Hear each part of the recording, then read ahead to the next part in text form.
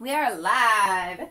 Hey guys, welcome back to Resistance Chicks. We're your hosts, Leah and Michelle. Today, we would like to welcome you on September 10th, 2017. For our second inaugural...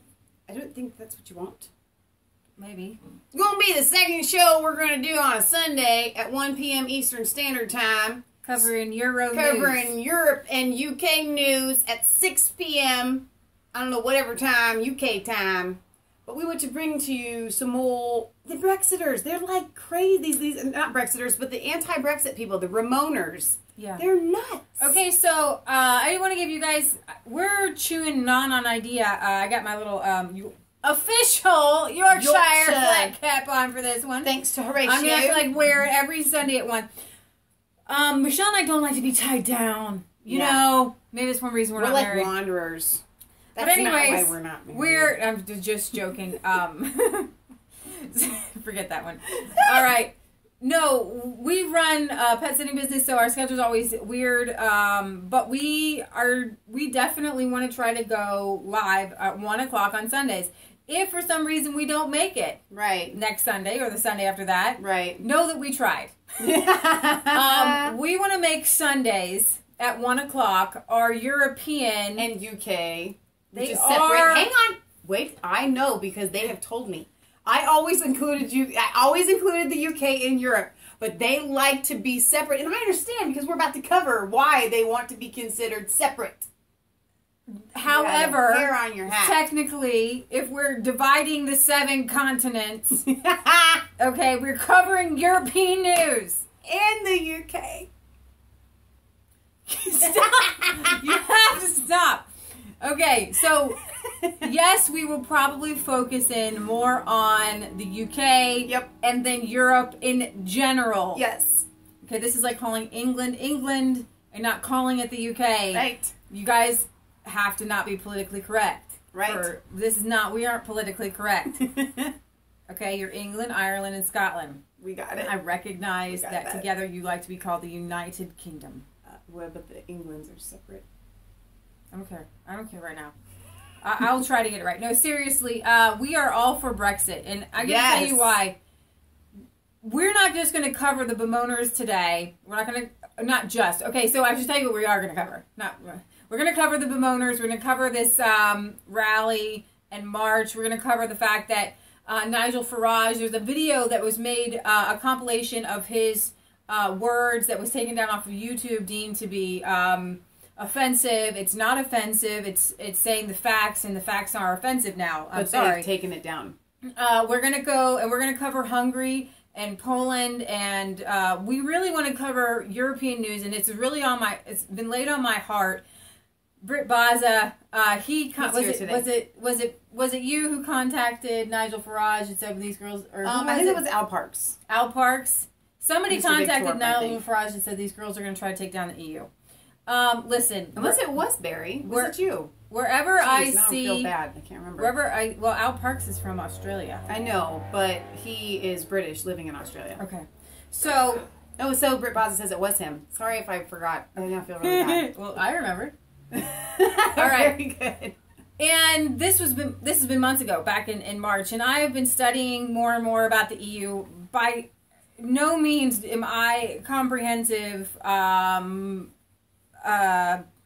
expert on the foundings of the European Union. However, I do believe I actually know more than at least 50% of Britain. Obviously, these people who are marching are clueless. So sometimes when you know how to tie your shoe and somebody else doesn't, you're the smartest one in the room. Even if all you know how to do is tie your shoe. So I know how to tie my shoe when it comes to the EU. Right. And I can tell you that the foundations of the European Union, seriously, it's not just shaky. The European Union was founded, seriously, this is a known fact, by Nazis. Okay? By the guys, not just, here's the thing. Y'all, what you've been taught and what Londoners have been taught and everybody in Britain and everybody pretty much in the world have been taught that Hitler had a crazy mindset, and he kind of did things on his own. And even when you watch the movies, he ruled everything.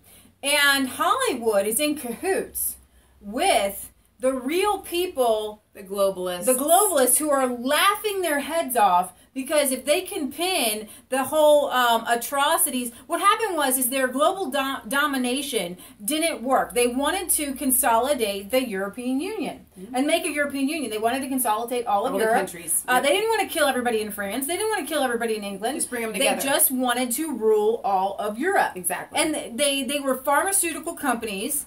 And why am I going into this? Because these people who are marching against Brexit do not know this. And if you can sit down and you can talk to them, I can give you information. And there's a wonderful, and I was just turned on to this guy. His name is Dr. Matthias Rath. And he is saying everything that I've been reading, only he's saying it in German. So my mom took German in high school, and we grew up, 1, 2, 3, 4, 5, 6, 7, something like that. And my mom would speak a little bit of German, but she doesn't speak it very well. And so Leah's in there, she's trying to listen to this guy, and he's speaking German, and there's a lot of pictures and words and stuff. And she's like, Mom, come help me out. So my mom is literally sitting there and giving let's say a sentence has 10 words. We're getting 4 of the words out of the sentence. Fortunately, chemical. Fortunately, there's a British guy who's working with Dr. Matthias Rath, which I love that name, by the way. I do too. And he's given an English version. I'm going to play a couple clips from that. As we learn more, we will bring you more, and that's going to be the goal of Sundays at 1. Is not necessarily just taking down the European Union, right? But uncovering this vast network of corruption that it doesn't just affect us. It was pharmaceutical companies, right, that founded and created the Nazi Empire. They funded the Nazi Empire. It was 3 of them, Haus, Bayer, and I can't pronounce every single one of them, but they came together and they created, I do know this, IG Farben. IG Farben created all the chemicals that you see used in World War II, specifically the chemical used to gas the Jews. Now, did they set out to just kill all the Jews? Absolutely not. Auschwitz, and you can look at these pictures if you want, you can go and visit there, was actually a labor camp. And one of the things I was watching in a video today, over top of Auschwitz says in German, "Work will free you." Okay, this was a labor camp, concentration camp to use Jewish labor. They also used them, and we got in kind of a little debate with Horatio, hat tip to you because it's your hat. He was a little bit upset when we were talking about different ways to cure cancer and things like that. Well, there are many ways to cure cancer, specifically not getting it in the first place. That's a good start. But the very first chemotherapy drugs were tested on Auschwitz patients. And they weren't really patients. I don't think they had cancer. You're they right. Were just tested. You're exactly right. That's what I meant to say. And we have all seen the pictures of the emaciated people. Mm-hmm. We've seen the pictures. We do know that they were operating on people. They were doing what do they call it? Lobotomies and stuff. It's ridiculous. And so we have this picture, and what they have had to create is monsters, mm-hmm. right? So if they were just normal scientists and normal pharmaceutical companies who are actually your pharmaceutical companies today, then everybody would be up in arms and tearing them down like you should. Punch a Nazi, right? That's the whole Antifa right. thing is punch a Nazi. Right. However, the EU was founded by Nazis. And these pharmaceutical companies, Bayer, the executives of Bayer, the executives of the RG Farben conglomerate, the Nuremberg trials focused in on these guys. Some of them went to prison, and when they got out of prison, they got back into their position. Well, it's connected to both data and the 5G. It should be all right. All right. Sorry, technical difficulties. I think we're back. I think we're back. Okay. Thanks for sticking with us, guys. It's technology. Not much else we can do about it. Like we keep saying, I'm working on the whole thing, but right now we're still going live with Leah's cell phone. So that's we want to go live through our computer with the internet connection. We shouldn't drop you then. So anyways, what we want to try to do is bring it around so the whole world can recognize that there are issues, not just in America. We do American news 5 to 6 days a week. Right. And how that affects the rest of the world, but how Europe affects the rest of the world and how we are connected, interconnected. We believe in nation borders, nation states, and the fact that the European Commission is unelected bureaucrats is... What do you call them? Pirates? Tyrants. Tyrants. I was like, pirates and tyrants, right? Hang on, let me get to one of these comments before you finish your sentence. They are pirates. Kate says, founded by Nazis and funded by Rothschilds, Bank, Ford, and IBM, they were setting things up for the New World Order, starting with Hitler. You're absolutely right, because earlier you mentioned the Antifa, and they say, punch a Nazi. What they don't understand is that George Soros himself was a traitor to his own people and was essentially a Nazi. They are working for the Nazis that they're pretending George to, Soros says that's where he got his moral fiber from, turning his back on his Jewish people. Everybody thinks, oh, he's Jewish. No, he's not Jewish. He turned his back on the Jewish people, and he was adopted by a Christian German Nazi soldier general, and he went around collecting all of his fellow Jews' items, homes items, and he said if it wasn't me, it would have been somebody else. And that's the moral fiber that. And he smiles about it. He's happy about it. He knows what he did. So let's move on. Let's go to this anti-Brexit march, and I will continue to. I need to explain to these people, and you need to explain. Everyone here from Europe, and in addition, everyone here from America, to explain to others why Britain needed to leave the EU, why France needs a Frexit, and your Le Pen sees the corruption there and needs they need to leave the EU. There will be some Eurosceptics in for the first time in the German government, about 10 seats. Right, and we're going to be covering that, I think, over the next 2 Sundays, the election that's coming up in Germany. I'm really excited. I keep getting goosebumps about this. I was walking today. I was trying to run, but I pulled a muscle, so I walked home. So I'm not laughing. That's awful. It is. I shouldn't laugh. I don't run. I would have been home sooner, but I had to walk. I'm the person that says, if I don't run, if you see me running, you better run too, because there's something chasing me. So, yeah, Leah runs. It's all good for her. Just like it. Just do. So, anyways, while I was walking home, it just hit me that we have to do this show with you guys Sundays at 1, and I'm so glad that you're here, and that's what we're going to do. Grab your popcorn and your because our European viewers don't get to yeah, Sean and Tracy are here. Get your Pepsi Max cherry. You guys don't get to participate because we usually go live in the evening. I mean, 6 and 7, it's already like, 12 10 or 11 and stuff. So. And we also want our American viewers to really understand that the New World Order is world order, right? And right now you have certain countries that haven't wanted to partake in the New World Order. Iraq, that's why it was toppled. 5 countries, or 7 countries in 5 years. These are all the countries that did not want to partake in the New World Order. Syria. It has to do with global domination. It has to do with currency. And in the case of the European Union, their shtick, because in America, our shtick is the Federal Reserve and the dollar.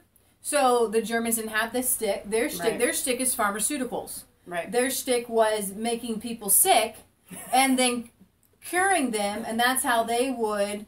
And it's kind of this plan that has get wealthy. And that plan has kind of spread through the entire world, and now it's here in America. Exactly. Where they literally are making us sick with the foods and the chemicals all these and things like that, so that the pharmaceutical companies can make big money. It was, the inception of it was all the way back with the Nazis and with Germany, and that's where they were just trying it out. Exactly. That was ground zero for it. All right, so Brexit moaners, bemoaners, what I would say to everyone listening, because I got in a little conversation today about somebody getting on us for telling people it's better to not even send your kids to public school and to have them not learn anything all than to send them to public school.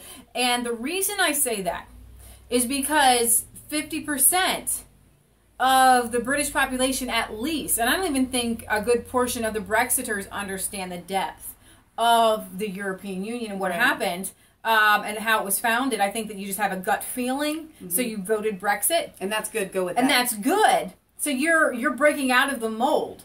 However, it's better to not be molded into accepting Nazis and Nazism and the foundation of it. And so the organized schooling is not designed to teach anyone reading and writing and arithmetic. It's like Planned Parenthood. Planned Parenthood, it's a cover, it's a front. Planned Parenthood says that they offer other medical things, but if you go in there and you have the common cold, or if you have any sort of sickness or disease besides the disease of being pregnant, you can't even get a mammogram. They will not treat you, but they say they do other things, but they don't even believe in those, but I'm just saying, like... So that's the essence of the public school. They say that they're educating your kids. They say that they're creating an equal playing field. But we still today, after 100 and some odd years of forced compulsory public schooling, have class warfare, have the wealth in the 1%. So they are still the 1%. They're still the wealthiest in the world. They still have all the power and control, and they train us all for different individual jobs. It's a mold. And so I think it was Richard, and I really love all Richard's comments. I do. So I think we have a really this is one of those things where you can have a conversation without anybody getting upset, even though we view it a little bit differently. But as far as the conversation is, what we said was, it's better for your child not to be educated at all than to be educated in the public school system. It's kind of like saying it's better to not get sick at all, you know what I mean, and not to, maybe you don't, let's say you're supposed to be like 5'10", and you only end up being like 5'5" because of whatever reason. It's better to not have an illness, period, and maybe not reach your full potential, but it's even deeper than that, because you can't ever reach your full potential if you have been in that mold. And I guess I shouldn't say that. You can come out of it later, but you're more likely to reach your full potential if you don't have the brainwashing to come out of. And we know this personally because we had to come out of the brainwashing. And we're still coming out of it. Every single day I learn something new. You guys are coming out of the brainwashing. So it's better to have a child. And the idea that a kid whose parent is watching us, that pulls them, is not going to know how to read and write, that's ridiculous. So it doesn't make any sense. And before compulsory schooling in the United States, John Adams said it was easier to see a shooting. You're more likely to see a shooting star than somebody who can't read. The literacy rates since compulsory schooling have actually dramatically dropped. I don't have them off the top of my head, but the literacy rates are dramatically... Meaning literally people that can't read. And that's only one aspect of it. Right. The actual education levels have dropped drastically. You used to be able to graduate with an 8th grade education, and children were smarter in 8th grade when they graduated than our kids that are graduating from college. We didn't have high school until compulsory schooling. The idea, and John Taylor Gatto will tell you this, is to keep children longer... So, because children are easier to control and to manipulate, so they get kids. Everybody says, "What's wrong with kids today?" You guys, compulsory education. It's compulsory. It's literally a system. You put a loaf of bread into the oven and you pull it out and you're shocked that it baked. Seriously, and these kids are all half baked. So what I'm saying is, you have this population marching against Brexit because they were brainwashed in the British public school system. And actually, the British public school system, even under was actually last compared to even the Prussian system, because it was under a class system. And class warfare has always existed in Britain. And it doesn't lift people up. Your schooling does not equal things out. The rich are getting richer. The poor are staying down below. Right. Everybody's kind of risen a little bit because of slave labor and 2 parents working. And that's the brainwashing, and that's the communist kind of mindset that you have. And we go deep with you guys. I'm going deep first because I can talk about the EU, and I can talk about what's going on in Hungary, and I can talk about what's going on in Poland. But unless we actually address why these things are happening, you won't ever be able to fix them. All we would do is just, you can sit on your couch and complain about it.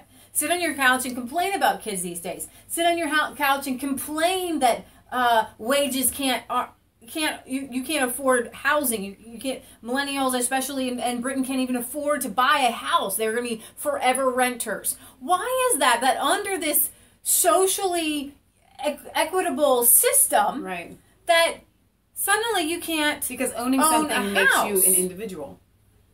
And so that's why they steer the system. So we want to get to all this stuff, but I want to just kind of hit this thing. The reason why Resistance Chicks hammers compulsory education and the Federal Reserve and fiat currencies worldwide is because those are the two tools, the two systems that the globalists and the EU and the Nazis, the New World Order. Exactly, and that's why we have to hammer it over and over and over again. So if your kids are in compulsory education, no matter what country you live in, some of our viewers can't even get their kids out of this education in Germany, system. They have made it, specifically in Germany, they've made it illegal to homeschool because they're the seat. The hotbed of the Prussian education came from Germany. And it came from Germany to control the populace. Kids were very obedient. They did exactly what their superiors said. Yep. And that led to the rise of fascism and Nazism because suddenly you just do whatever everybody tells you to do. I like this comment from James True. That's why they're called doctors. They're indoctrinated. I really appreciate that. All right. That's pretty good. So let me play this video on now we can laugh at the Brexiters. We can laugh because they don't know the foundation of the EU and how silly they are and how they paint their faces with blue with little or yellow stars. You want to turn up? Yeah. NewEuropeans.net. Which of us are best and brightest? Who decides? Brexit leadership, embarrassing, clueless. Theresa May didn't even want Brexit. Brexit will destroy the UK. They're pirates! My mom was right. Did you see that? The economic nuclear winter with Theresa May. They conned people into voting leave on the basis that we would be like Norway. And now they're saying, no, we can't be like Norway, that's not the will of the people. But they're not willing to test the will of the people. And they don't care about the will of the people. They've just got an extreme agenda, mainly anti-immigration, mainly to try and align us more with America. Oh, that would don't want to be like America. No. Hard. That's helpful. Hard Brexit is hard-brained. Hair-brained. Hair-brained. Don't let's Brexit think. Never gonna give up on the EU. 70 years of peace. And then Brexit. I think that what the EU has achieved in peace in Europe for the last, since the Second World War is really important and something we need to keep hold of. We need to work together. Sorry, I have to stop. I have to stop because this brainwashing hurts my head. Okay, so after what happened is after World War II, you have the dudes who really wanted to control all of Europe through, and they couldn't through military conquest. They just got you all together and they said, "Oh, look at those Nazis. We're as being the Nazis. Look at how bad those Nazis are. We don't want another world war. You don't want us to rise up again now, do you? No. So let us come together in peace." That's like when the bully goes and beats up everyone in the classroom and then says, "Wait, what? You don't think that beating people up is a good way to unite people? Okay, how about I lead you all together in peace and you just willingly do whatever I ask you to do?" That's exactly what the EU is. And we need to keep the bigger picture of peace in Europe and of working together and cooperating. And we regard ourselves as European citizens.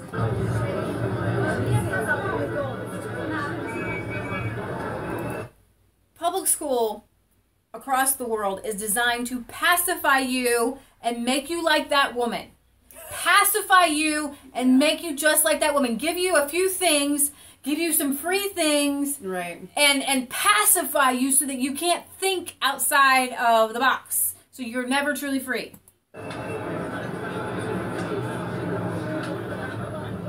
I'm not happy about this. I'm sorry. Great sign.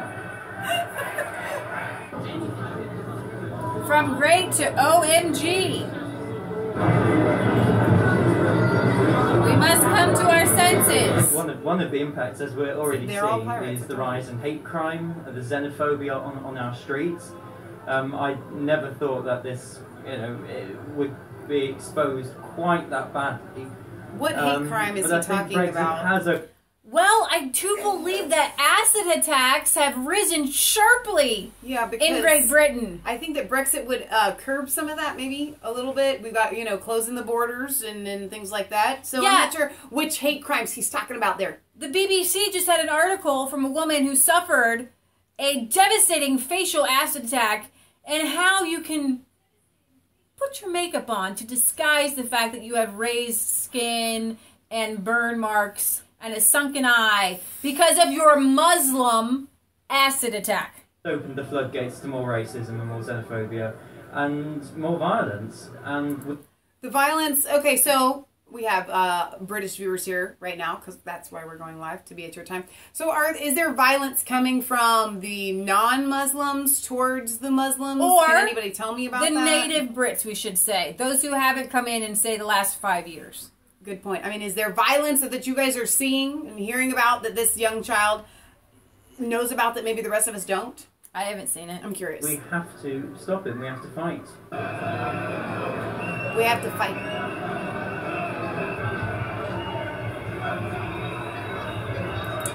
Okay, so there you have the marchers and the Ramoners. Do we have any comments from our UK viewers on this one? Let's see. Britt Baza says only the left have done well out of the EU and they are trying to keep the wealth in the top few percent. Jim West says Blair still wants a second referendum. Thankfully, most despise him on both sides. Ahead of a crucial Brexit bill vote, thousands of protesters took to the streets in London to call for a U-turn on the decision to leave the EU. The People's March for Europe saw an estimated 50,000 people walk through London's Hyde Park to Parliament Square, where a number of speakers included Liberal Democrat MP Ed Davey and Labour MEP Mary Honeyball. Speaking at Saturday's events, Liberal Democrat MP Vince Campbell slammed the Conservative government for its incompetence, and I'm not going to blame him.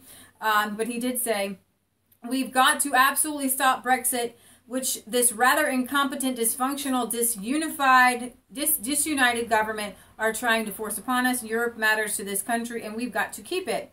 He described the government's process of leaving the EU as a train crash and said Brexit was already having an adverse impact on the nation. "We can already begin to see what will happen with this train crash," and he goes on to say they're trying to sabotage something that hasn't. There's nothing bad happening right now with Brexit. It's pie in the sky. It's like the same thing. We are so connected to our cousins across the pond. Yeah. Because you have the European, you have the Brexiters who are being brainwashed by the BBC and by the news outlets, acting all crazy like it's the end of the world, the sky is falling, Chicken Little. You mean the anti-Brexiters? Whatever. You said Brexiters. That's I'm You're following right. now. Okay. We're with you. You know. We're with you, Leah. And Donald Trump, anti-Donald Trump news media here is telling us the sky is falling. All the celebrities are saying it's the apocalypse, it's the end of the world, and nothing bad is happening. Like, natural things are happening. Right now, Irma is barreling down, and we will bring you an update on that. Barreling down on South Florida. It has nothing to do with Donald Trump. But they're blaming it on Donald Trump. They're turning it into a political thing. Yes. Let's see. I want to get to a couple more of the comments here. Okay. So as far as the attacks, Britt Baza says it has done, yes, but they are reprisal attacks after terror attacks. So meaning people are upset, and so then they attack afterwards. So thank you for that. Merkel of Germany, let the refugees in because it makes her feel good. A good thing to do. Sometimes a feel-good thing is not the right thing to do. Well said, Jeeves. Let's see. The people voted on Brexit. Vote is over. How do they get another try at it? Must be Russia trying to influence the voting again, right? So what I want you guys to see when you see happy people like this with their blue background and their yellow stars, and I want you to remember, like Macron, when he came out as president, he did not play the French anthem. He played the European anthem. Right. Okay. They don't want sovereignty. They don't want countries, because when you can decide for yourself what's going to happen, then you're not controllable anymore. And the internet, what has happened through the power of the internet is that all of their brainwashing goes to the side when you can look something up and your teachers tell you one thing because they're taught to teach you something. They're taught to teach you a way of thinking. They're taught to teach you to go along with the European Union. That you're taught as children that European Union is the reason there's no war in Europe right now. Right. You're taught that people would just continue on in a bloody continuation of Neapolitanites, and chopping people's heads off. And France would continue bitterly against Great Britain and Spain, and everybody would just be fighting if it wasn't for. But you have to recognize that the Germans are leading and have been leading, and the Nazi ideology that has been passed on to their children in their guise, their biggest shtick, and they are so smart in this. They are so smart. They come out and say we're anti-Nazi when they are Nazis. Right. They are so wicked smart. But I'm going to bring some documents to you now. Are you going deep now? Just a few. Then we're going to cover some. Then we're going to cover some other European unions. We're going to hit Hungary and different things like that. There's always every week we're going to show you another probably molestation, rape, acid attack, because I think if you don't keep looking at what's happening, then it gets you get accustomed to it, and we can't get accustomed to it. Right. The people were saying on a anti-Brexit, it's just about immigration. Well, yeah, when your demographic is changing, and you're bringing in and allowing in young, healthy males, and I can't remember, but it's like 73% of people coming over do not work, so they're not actually even contributing to the society. To the society, even if you want to think that direction, something else is at play, and the whole New World Order is to bring in this massive immigration to be able to control the politics even more, because they're losing ground. With the advent of the internet and more truth, and people like Dr. Matthias Rath, and people like there's eufacts.org, and I want you all to just, you don't have anything to do, just go to eufacts.org, and if you also have some time and you don't want to read and you want to just watch, we have already covered the footnotes, you could say, of IG Farben in another video. You could just Google in our little search bar IG Farben and it was kind of an in-depth expose, because it's hard for me to remember all the names, so I'm sure it's hard for you to remember them too. But I want to give a few highlights just so that you know where we're coming from and why we're saying the EU is founded by Nazis, why it is so evil, and why it has to be disbanded. If there's anything good that comes out of something so incredibly evil, the ends can never justify the means. Right. And that's what we talk about with public education. The ends that you may see never justify the means. And that is why we lose our humanity when we say the ends justify the means. That's like saying, well, we needed a strong economy in the South, and so slavery, we had to have it. Right. The ends never justifies the means. So some of the dark roots, some of the basic things are, in 1925, Bayer, BASF, and Hausch, and other chemical pharmaceutical company multinationals formed the IG Farben industry, AG, okay? So their company value was 11 billion Reichsmarks at the time. They had more than 80,000 employees. The corporate preparations for World War II started as early as 1925. You have to fund things, okay? And it just boggles my mind that everybody compares Donald Trump to Hitler. This shows you the incompetence of our education system. It's not just incompetence. Well, it's that anybody purposeful. would actually believe it. Well, what if this was taught in public schools? This is history. Right. You can go back, you can read them. I wish I read more German. Some of our German viewers, please go ahead and read the real German straight up. Give us some translations. Mama Patriot was reading some of it, like every third word. But anyways, this started for World War II, started in 1925. The idea of World War II was to create a European conglomerate with an unelected commission to tell every European what to do. So you mean that World War II wasn't just because Hitler wanted to, and it had nothing really to do with Pearl Harbor and the Japanese? Is that what you're really trying to tell us? I'm trying to tell you that the angle of this war is about killing Jews is the one tiny niche of a larger scheme, and if you focus in on one thing, all you'll see, if you look at an elephant and all you look at it is its tail, you'll never see the elephant for the tail. From what I understand, wars are not something that usually people that aren't involved in them plan.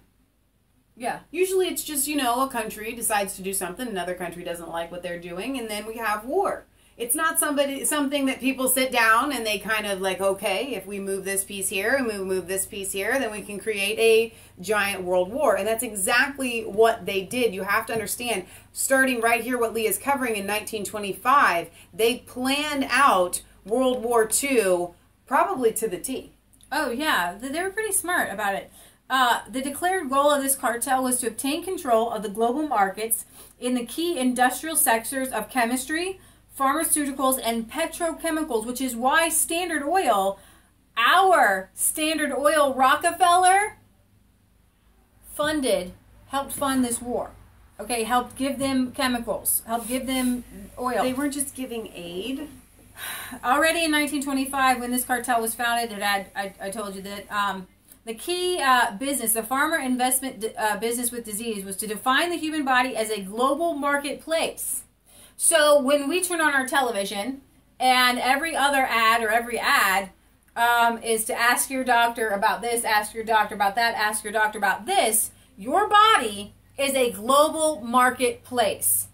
Eat the food, take the diet pills for the food, buy the machine to work off the food, take the chemical because you ate the food and now it made you sick, and then go to the doctor and use the machines that we created to give you surgeries. I mean, this is just your body is a global marketplace. If you're getting up and you're working on your farm, you're not monetizable, okay? They need to make every human monetizable, which is what these public compulsory education systems do. Today, right before we went live, I ate a late breakfast of eggs from our chickens, tomatoes and cucumbers from our garden, I diced them all up, and bacon from our pigs that I fried up and I put on top, and it was delicious.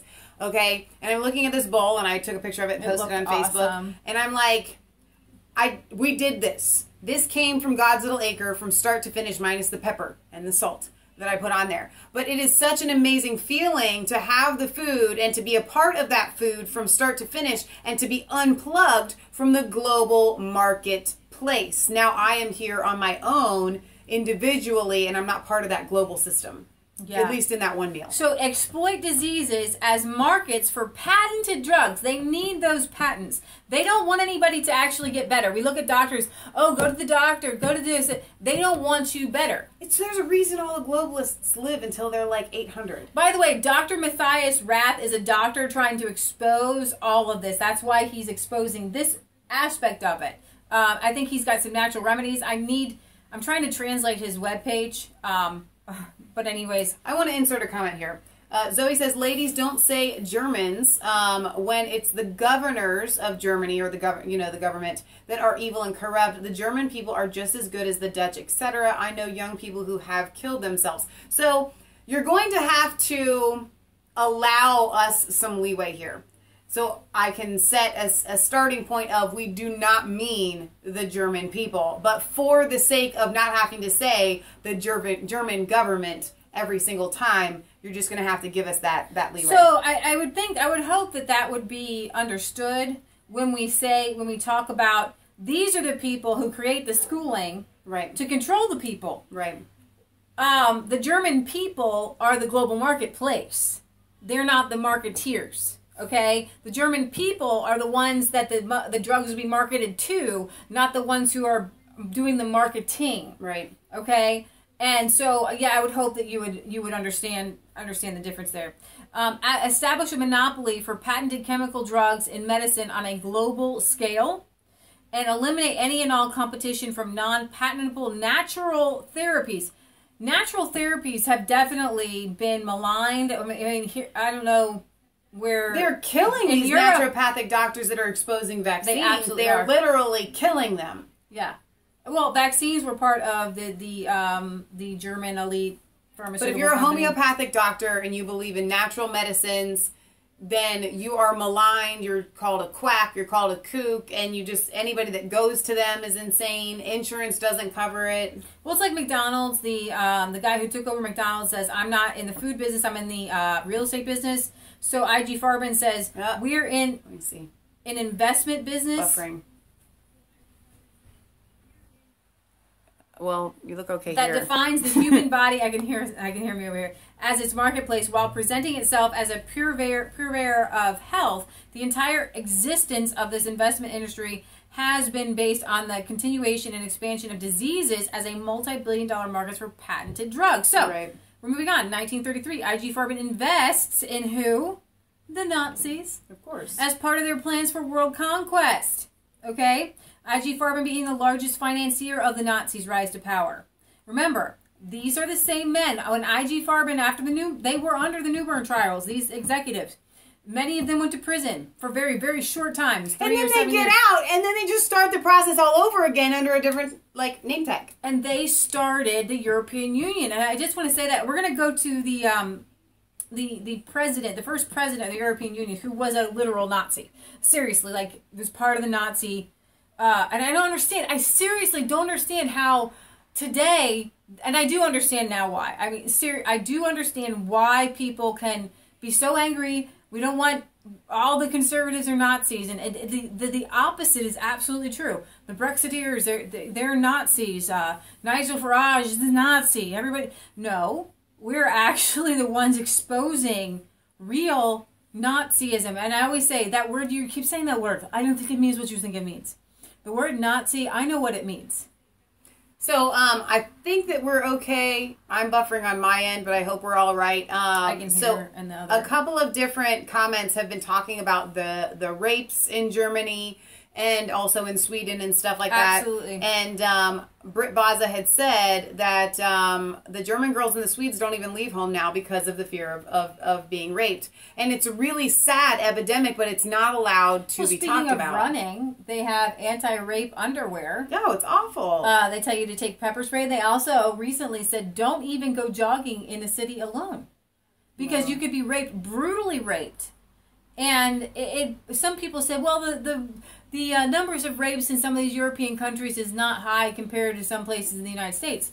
That's just stupid. That's to say that a person who didn't have cancer suddenly has cancer when 5 other people had cancer. That one person, it's not somehow, oh, let's not take a look at why are these rapes happening? Why was it safe there? And why is it not safe there now? And James, yes, we have covered Sarah Chapman and what Corbyn has done to her, taking her out of that position. And her name is Champion, I think. It's whatever. I think her name is Champion, and she was schooled, basically. Right. She said these rapes are happening by Pakistani men. Right. And we have to be able to say it. And she's from the left, and she was just calling it out like it's a fact because it is. And then Corbyn had her resign. Exactly. And Corbyn, from what I understand, was actually a Brexiteer, and now he's walking back on that. And Nigel's actually pretty upset. I heard him say something. I wonder. I probably You started a video. I started a video.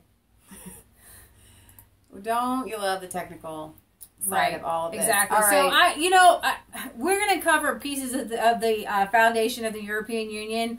I think I kind of gave you guys an overview. I'll play you a short clip from this video here, which I think you guys would all benefit from. His name, he works with he's an English guy who works with Dr. Matthias Rath. His name is Paul Anthony Taylor. And I want to just play to you where he is describing to us the first president of the European Union here. And I think I might have muted my... Okay, so I don't know where that one's coming from. It sounds like hurricane something or other. I think it might be coming from... Let's try that. There we go. Sorry. Other window. Alrighty. Here we go. Now we're ready. These survivors, our foundations are working with survivors of Auschwitz for over 10 years now. And it's one of the most moving experiences, you know, you could ever have, I guess. Because it will be bad enough just knowing the things and seeing the things that we've been told about Auschwitz. But when you go there, and especially as we know and talked to survivors, and you gain this understanding, you know, to say it takes your breath away, the extent to which we've been misled, is still not doing it justice, really. But there's more, you see. There's more, because there are things that the European Union doesn't want you to know about even the man who was its first president. This man was Walter Hallstein. He was the first president of the European Commission. Walter Hallstein. He held that post between 1958. Close to 10 years he was president of the EU. You see, before and during World War II, Hallstein was a member of official Nazi organizations. Member of official Nazi organizations. The Association of National Socialist German Lawyers was founded in 1933, just after the Nazis had seized power. But in 1936, this organisation was converted to the notorious Nazi Association of Law Protectors, and membership of this organisation was restricted to those lawyers. Hallstein was a lawyer, by the way. Restricted to those lawyers who showed uncompromising support and participation in Nazi ideology. And Hallstein was a member of both of these organisations. How do we know that? Did you know that? Raise your hand if you knew that the literal president for almost the first 10 years of the EU was one of the deepest Nazis you can get. They tested your ideology to make sure that you went along with all the Nazi ideology, taking over Europe, which is why he would make a perfect European president. Why would they set up a German Nazi How anybody bought into this, it boggles my mind. To Europe. And when I hear these women saying, oh, we've had peace for 70 years because of the European Union, I literally see these wicked men in their offices laughing their heads off.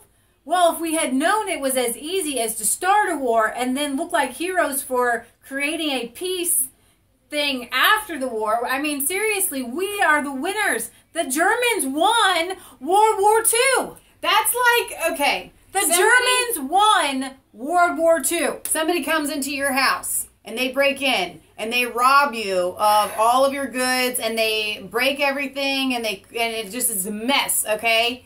And then they get out and then you hire them to come and do the repair on your home. And then you give them everything in your home for free. Yeah.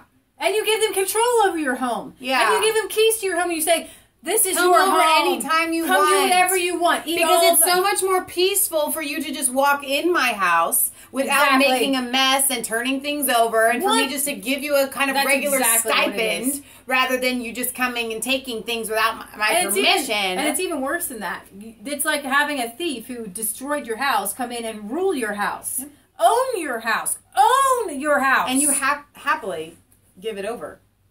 With a smile on your face because now you don't have thieves stealing your stuff, you're just giving it away. Well, we know that because we have a copy of a memorandum sent by Hallstein to the representative of the Nazi government at the University of Rostock in Germany in 1935. So we have it in his own words that he was a member of these two organisations. But there's more. The thing that tells us the most about Hallstein and his ideology is a speech he gave shortly before the outbreak of World War II.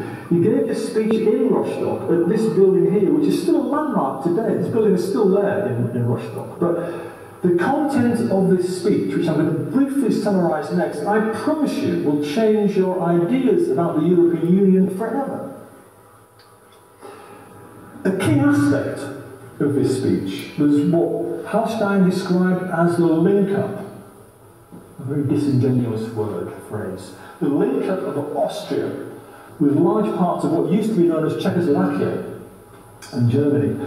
And Hallstein described the seizing of these countries as being, and I quote, part of the creation of the Greater German Reich and the legal Germanization of the new territories. And yes, we'll put a link up. Hallstein was using legal for language this to say that Germany had a legal right to expand or link up with those countries. And get this, he specifically stated that the failure to create what he described as a unified legal system for Greater Germany, as he described it, was one of the unfinished tasks and failures of the Second German Reich. The Second German Reich covered that period through the end of the 19th century up to the end of the First World War. So what he was saying was that the failure of Germany, as at the end of World War II, to create a unified legal system for the area that it was trying to take over and control, or link up with, in his language. This was one of the greatest unfinished tasks and failures of the Second German Reich. But there's more. Because he described the legal process, the intended legal process, for the creation of this unified legal system as being the issuing of directives. And the reason you have forced compulsory schooling, remember, there was no such thing as forced compulsory schooling in the history of the world before the Prussians, the Germans, instituted it, the leadership, in 1819 to create, to take these great military Prussian, I mean, they were great. I mean, they hired them out. The Hessians helped win the Revolutionary War. However, the government decided that their army being, they lost a battle to Napoleon. They said, well, wait a minute, we need to retrain. And I was listening to a documentary today, just on my way up, was listening to how the Prussian, and I have to tell you, the German model of education was designed to make a better military people, to make better soldiers, more willing to go into battle, willing to go into the bayonets, willing to be subservient, willing to obey. And they had different, the Prussian model had different sects. They had like 4 to 5% were to be taught to be the leaders of the next generation. They were taught to be the doctors. And then 90 to 95% were taught fluffy things that made you feel good, music, stories, but not great intellectual thinking, and not a way to... they were literally kept dumb so that you didn't have critical thinking. Exactly. And that is how Hitler was able to rise to power. That's how I.G. Farben was able to control the people, is because they took away their ability to critically think about what we're doing here, folks. What is going on here? They literally, when the Germans went into the Auschwitz and the concentration camp, they broke down in tears. They had no idea what was going on because they were kept in the dark, because they weren't able to critically think and see what their leaders were saying and doing. They were so sucked into it. And it was the education system. It's the system that we still are the system is still in place to create a people willing to do these same things, to go along with these same things. Right. That word again, directives. So this was 1939. 2 years later, Arno Scholter included the same system, that same word in his book. Remember I showed you that just before.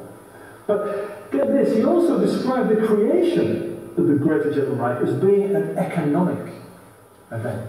An economic event, he said, of sheer, unimaginable consequences. I have to remind you again, this is the first president of the European Union talking about creating and combining European nations into the German Reich. The EU is the German Reich. And I have to tell you, bottom line.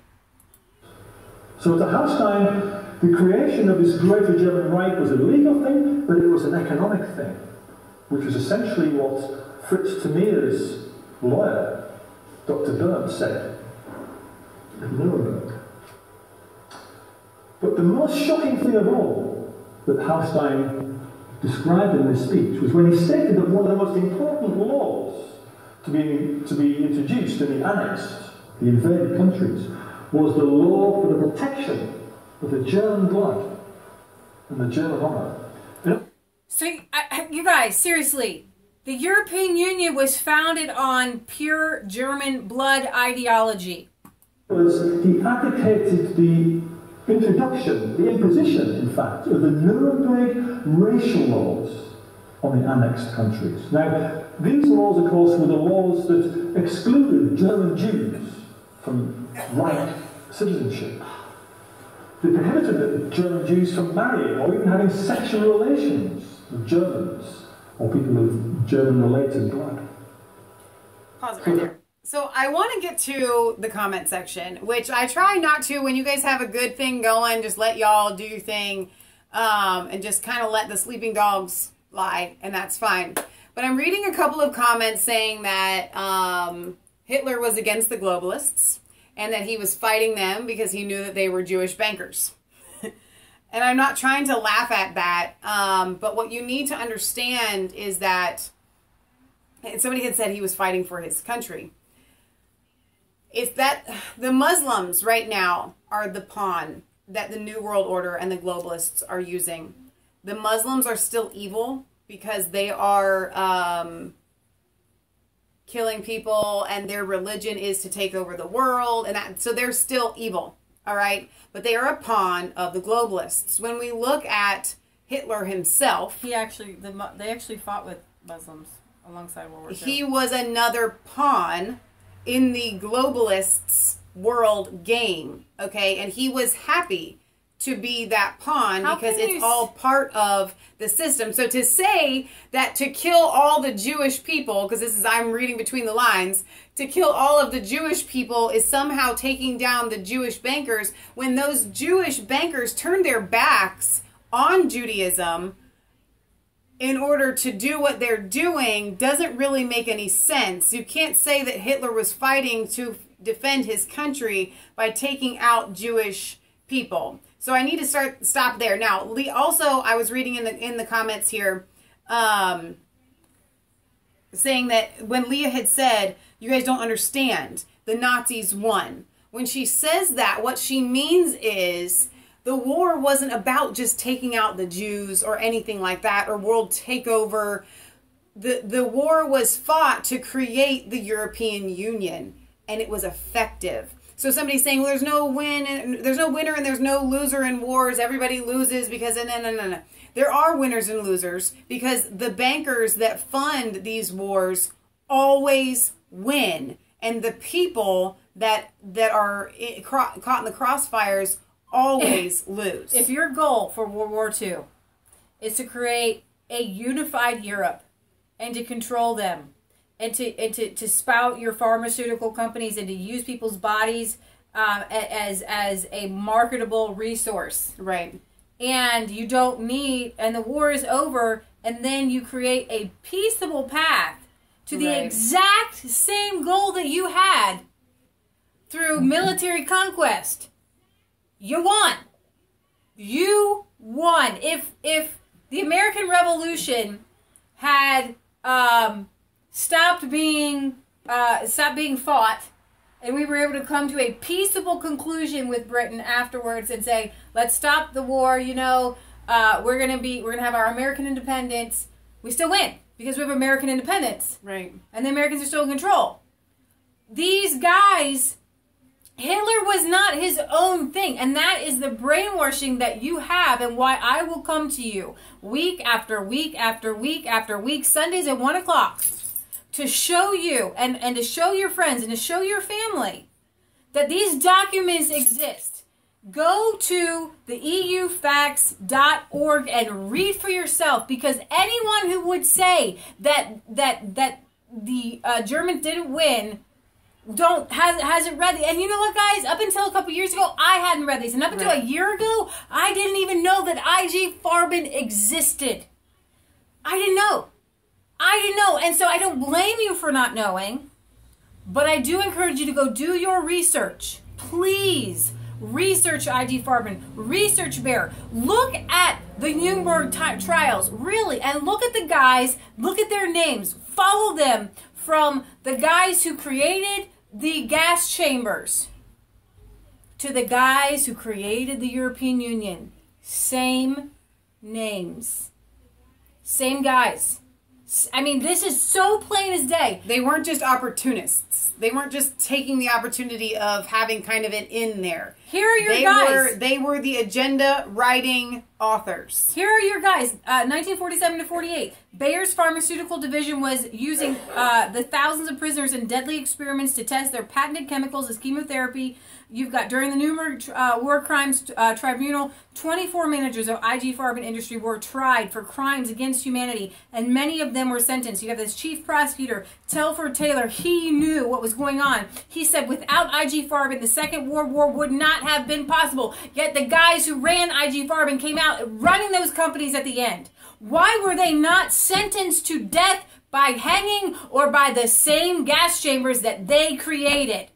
Why are they allowed to run countries, run the EU, why did they not rot in prison? U.S. prosecutor Telford Taylor summarized the role of this chemical cartel during the Nuremberg Tribunal in the following way. Without IG Farben, the Second World War would not have been possible. At this website, profitoverlife.org, there are more than 40,000 records from the Nuremberg War Crimes Tribunal and IG Farben, and you can listen to them, you can look at them. For 6 long decades, the records of the Nuremberg Tribunal against the managers of IG Farben cartel were hidden away in archives. In July, I believe, I'm not sure if this is this year, their foundation got access, and now we know.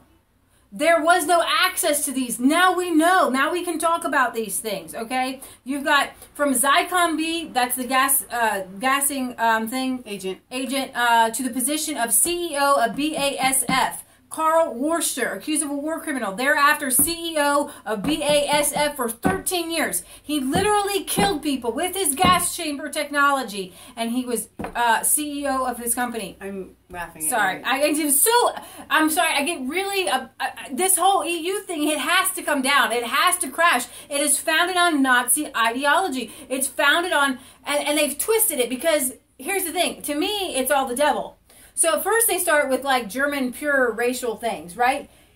It's never been about a pure German blood. It's always been about control. Yeah. Okay, so now they're bringing in immigration to control you again. Right. And immigration and races mixing is not a problem. Right. People mixing, black people marrying... And that's the confusion, I think. Yellow people marrying black people, it doesn't matter. How can it be Nazis? Because, you know, Hitler wanted a pure race. They will try whatever. They'll throw whatever at the dartboard. It doesn't matter as long as it accomplishes their goal. Okay, so I will continue to come back to this. Go ahead, hit me again, and I'll read another one. Unless you want me to move on, because I'll move on to other news. But if you keep hitting me on this, I'm going to have to read to you this boring stuff that is incredibly interesting to me, because these are war criminals. I mean, I could read this stuff to you all day long. Okay? Most of our viewers are with you, Leah. It was just a couple. I'm sorry. All right. Speaking of anti-Semitism, all right? I don't abide anti-Semitism, just like I'm not gonna, you know what, it's the ideology that I can't stand in Islam, right? I love Muslim people. I love the people. I can't stand Islamic teaching, okay? Guess what? I love the Bible. I could never be anti-Semitic or anti-Jewish, and I know y'all say, well, the Jews aren't the Jews. I don't care if the Jews are the Jews or whoever they are. I won't be anti-Jewish because my Jesus was the son of a Jewish carpenter.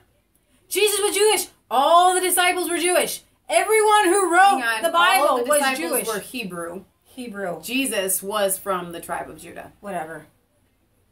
Okay. I know we're going to get the comments, so I'm saying it out there. All right. So, anti-Semitic incidents in Germany rising as Jews claim Islamic extremists commit most violent attacks. So, here we have this tale of two worlds, where you have the angry Islamists threatening and hurting the Jews, and then unfortunately I hear from some of you that you're kind of cool with it, and that's not cool.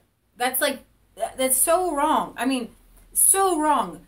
The German Interior Minister has announced that the number of anti-Semitic incidents in the country has risen by 4% since last year, as some accuse the government of presenting the crimes as coming from right-wing sources rather than radical Islamists. It's funny because they do paint radical Islam as right-wing. I know.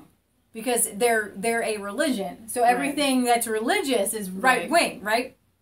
The number of anti-Semitic offenses in Germany has gone up from 654 to 686, or 681 this year, according to the German Interior Ministry. The number of violent attacks has also increased, though the number of hate speech incidents has slightly decreased. The report comes after requests from German Green Party politician Volker Beck, who noted the numbers only reflected the cases in which the persons concerned had dared to go to the police. So you do have this rise of children, you Jew becoming a common insult in Berlin schools. Isn't that's pretty insane? And have that even be, here's the thing, to have that even on the mouth of people. It's on the mouth of a lot of our viewers, and it really makes me upset. Like, what does that even mean? You know, I'm like, listen, I don't believe in Islam at all. The Quran, in my opinion, is one of, if not the most evil book that was ever written. And still, we try here at Resistance Chicks, we don't go, oh, you Muslim. You should never have that kind of like as a hate speech, okay? And the Jewish people, going back to being Hebrew, regardless, you guys, these are good people. They're not all wanting to take over the world and have some sort of, I mean, to think that it's ignorant. You know what? It's kind of like Catholicism. I realize that there's all kinds of extra writings in Judaism. There's a lot of liberal Jews that I could say, hey, you Jew, too. There's a lot of Clintonite. Most Jews in America are lefty liberals. But still, I'm going to stand behind the fact that my God the Father, you know, created Genesis through, was it Amos or something is the last book before Matthew? No, it's Malachi. Malachi. Sorry, I'm getting mixed up. So, anyways, yeah, stop with the anti-Semitism. It drives me insane. Yeah. We don't put up with it here at Resistance Chicks. I'm sorry. If you want to call out specific people and say these are Jewish people that did this, fine. I'm with you there all day long. But when you just clump every Jewish person together, it doesn't make any sense. Because when I think of the Jewish people, I don't think of the extra books, okay? I go from, you know what I mean, the Old Testament. And that's what a lot of Jews really do hold to. Right. They don't just go to all these extra books and they're not thinking, oh, I want to take over the world. Okay, so we're actually going to hang here a little bit in Germany because you have some elections coming up right now. All right? Actually, Austria has some elections coming up. I'm excited to see some Eurosceptics rise in Austria as well. Austria seems to be a little bit more free-thinking than some. They're kind of leaning a little bit more towards the Poland-Hungary side a little bit, which I'm pretty proud of. So Merkel was heckled and whistled at while she campaigned in East German regions, Brandenburg and Saxony. Supporters of the anti-mass migration Alternative for Germany, the ADF, and the far-right National Democrats heckled Merkel, calling her a traitor to the people as she gave her speech. You said ADF, you meant AFD. Sorry, I'm dyslexic sometimes. In her speech, during her 30-minute speech, Merkel, who is currently leading in the polls in double digits, indirectly addressed the numerous protesters, saying, "This is why we cannot be grateful for that today we have democracy in Germany and the free elections." That was a little French, sorry. Other peoples are dreaming of it. Well, you know, it's not really. You guys need to bring in some better people, let me just say, than Angela Merkel. Saxony's minister, Stans-Law Tillich, also a member of Merkel's Christian Democratic Union, which I resent that they use the word Christian in their name, slammed the protesters, saying, "This republic will not be pushed forward by bullying." Later in the day, Merkel headed to the small town of Fitzenderwald in Brandenburg, where, again, protesters whistled as she gave her speech to the crowd. Police also say that 2 men aged 36 and 39 gave the Hitler salute during the speech and will be prosecuted, as the gesture is illegal in Germany. So I find that actually a little bit hilarious to me. I think the polls are giving her decisive victory But the CDU, which is allied with the Bavarian Christian Social Union, does not have enough support to govern on their own, and so they're going to have to... But the AfD, I think, you guys can correct me if I'm bringing wrong. in some people. I'm going to bring you some Nigel Farage speeches on... Nigel went and spoke in Germany, and if you guys did not get a chance to watch that, it was a Q&A. And so Nigel got to speak from his heart, and like Horatio was saying to me, he's the one that sent me the link initially, he was like, I just love it when Nigel gets to just speak from the heart, and he has such a passion. Long? Oh yeah, it's like an hour. Okay, so I would love to do that. Nigel actually gave us an interview. I don't know if I have it up. He gave an interview to like the BBC, and they questioned him on why he was there. Why he was I know there. Robin Hood UKIP has that video up if you want to go to it. We'll get to that in a second. This is another thing in Germany. We're just covering Germany right now. Migrants prefer Germany because its benefits are quite high. German Interior Minister Thomas de, how do you say that, Maizière, has said that his country's generous welfare benefits act like a magnet for migrants and called for a unification of standards throughout the European Union to better distribute new arrivals. Since Germany offers migrants and refugees much more than other EU member states, it has become an attractive target for human smugglers. And we all know how well that goes. And let's see, I think that we were talking about how Hungary doesn't want to accept any more migrants and Germany just wants to spread them around. Not exactly. They just kind of want everybody else to lift up their numbers. So Britt Baza says Merkel actually worked with Putin in the KGB before the collapse of the Berlin Wall and worked for the German Communist Party. So we haven't gone into that realm with you guys. We've done the research. We haven't brought it to you. And I think that's something that we might do possibly in one of our Sunday segments, especially leading up to the election that's coming up, that Merkel's history is completely sordid. I mean, her past, it is really, really bad. Different peoples, different countries. Are you on a personal mission to destroy the whole of the EU? I don't believe in the European Union. I think that Europe is a wonderful, diverse continent of different peoples, different countries, different nationalities, languages, cheeses, you name it. And the idea to bring us all together to be run by a bunch of unelected old men in Brussels is not a desirable idea. It's not working. That's just a piece That's of it. just a little piece of it. Yeah, the interview there was really good, and she hit him hard. She didn't pull any punches. Yeah. And he, of course, answered back and trumped her every time. Yeah. I'm not sure I've got that whole interview. But it is really upsetting as far as the video that was taken down with those clips from Nigel. I mean, one of our moderators who's not here today, worth a look, his name is Justin, and he does Nigel compilations all of the time. And it could have just as easily, that you need to subscribe to his channel, by the way, and watch those because they're really great.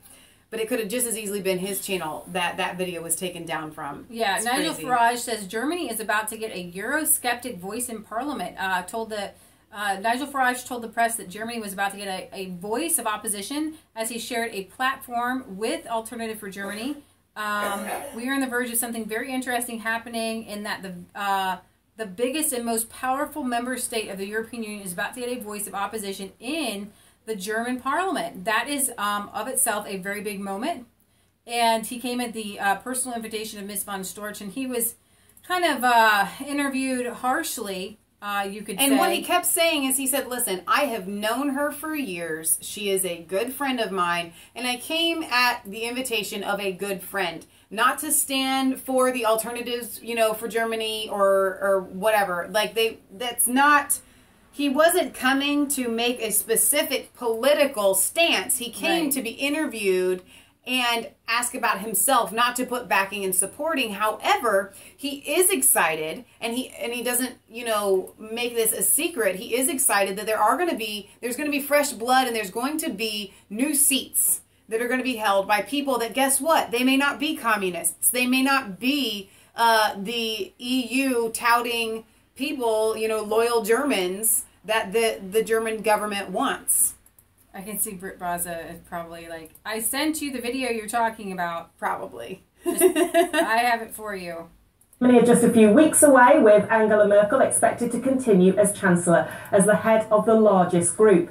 But the Alternative for Germany, or AfD as it's known, is predicted to win about 50 seats, although it has slipped in the polls in the past year. Launched 4 years ago, the Eurosceptic Party's policies include a call to declare Islam incompatible with German culture and a plan to strip immigrants convicted of serious crimes of their German passports. So, what is Nigel Farage doing there? Well, he can tell us. He joins us now from Berlin. Welcome, Nigel.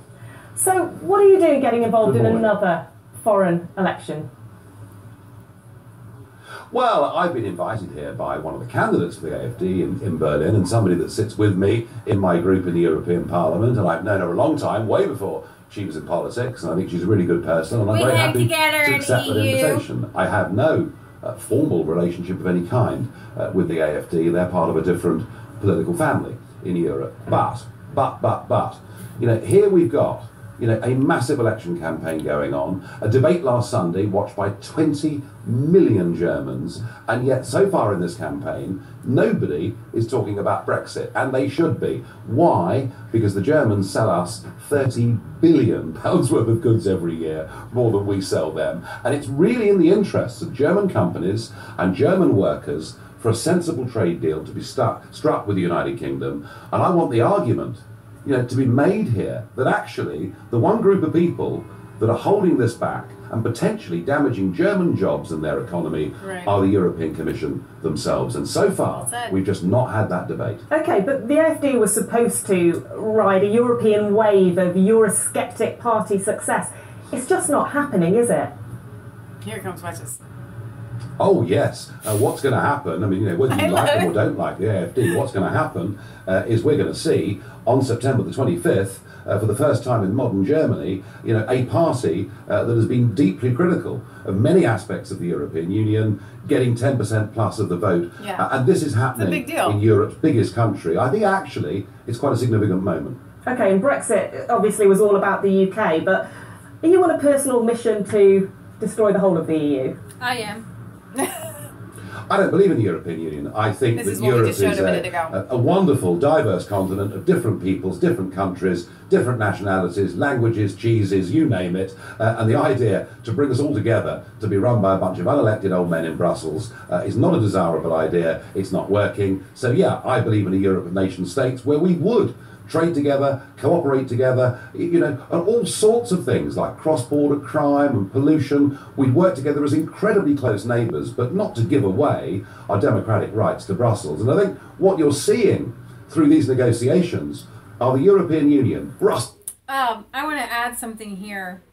What happens through compulsory schooling is it creates a people who just want to be told what to do, that they can't think to themselves what to do. Right. And they're happy to have a leadership say, how fast should your speed limits be? What temperature should you cook your chicken to?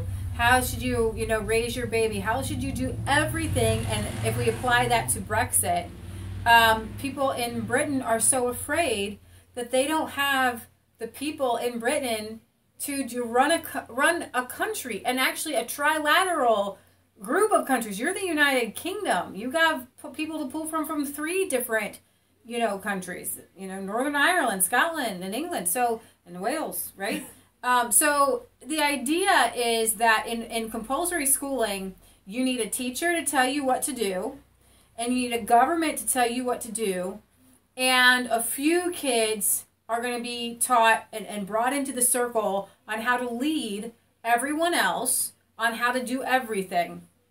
And you have these people in Britain right now who are upset because they are sucking their thumb saying, we don't know what to do as a country. What will we do?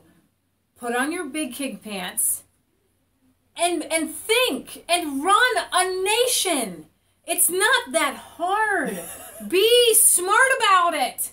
You guys, you have the people within your country to run your country. So can I just pause for 1 second? Is this video as fuzzy and pixelated to you guys as it is on my cell phone? I just want to know no, it's not that. It's just before I think we're just kind of lagging a little bit. That's nice. Sorry guys. Like I said, we're really going to try to do more, and I know I hate to keep bringing this up in the middle of the video, but it is part of our channel and I do want to get things better. So some people are saying it's clear and for some of you it's fuzzy. Okay, so all right, we'll see how it actually saves. I just want to know. I need to know. Putting their own Quality interests control. above that of the peoples of Europe. But look, there was a time when you would not be associated with the Front National, for example, and then you backed Marine Le Pen for French president. Are you now endorsing every populist right-wing European party? No, let's be fair. In the French presidential elections, I backed Nicolas Dupont-Aignan, a conservative Eurosceptic, and been a friend of mine for many, many years, and I backed him. In the second round, had I been a French voter, would I have voted for a Eurosceptic or not? Well, that's fairly obvious. I want to repeat the point that I'm here as a result of a personal invitation. I've got no formal link with this party at all, but it is significant that they're about to get 10% of the seats in the Bundestag in Germany. But you, of course, get a link by being there. And, the AfD is a party that some would regard as having views beyond the fringe. So, for example, Beatrix von Storck has previously suggested German border guards should use weapons against illegal female refugees. You don't want to be associated with that, do you?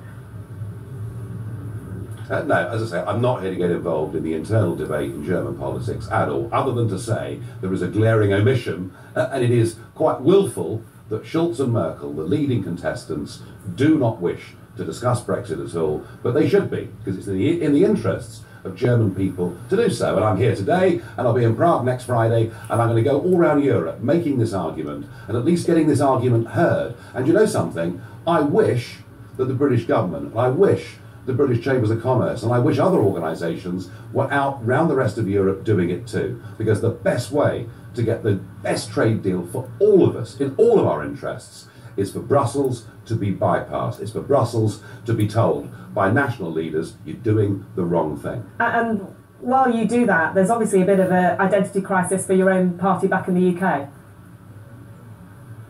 And then it goes on, but I just thought it was great. I always love to hear from Nigel.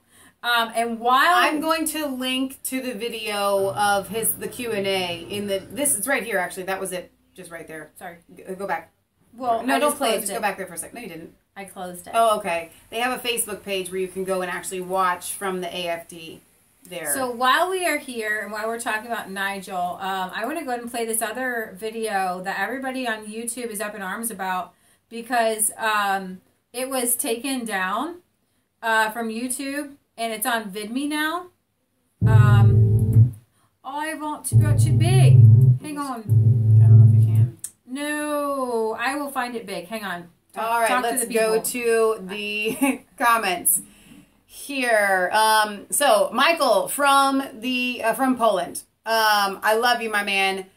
I'm not sure if you're talking to my mom or to us, but we love Beata, and I think I'm going to say this correctly, Szydło, as the Prime Minister of Poland, and we will get to some Polish news, probably not today. We do have some Polish news that we want to cover, so I think she did a speech recently that we're going to get to, so we don't want to ever forget Poland. No, Poland is fantastic. We're going to talk a little bit about Hungary today. Does that count? Because you guys are kind of...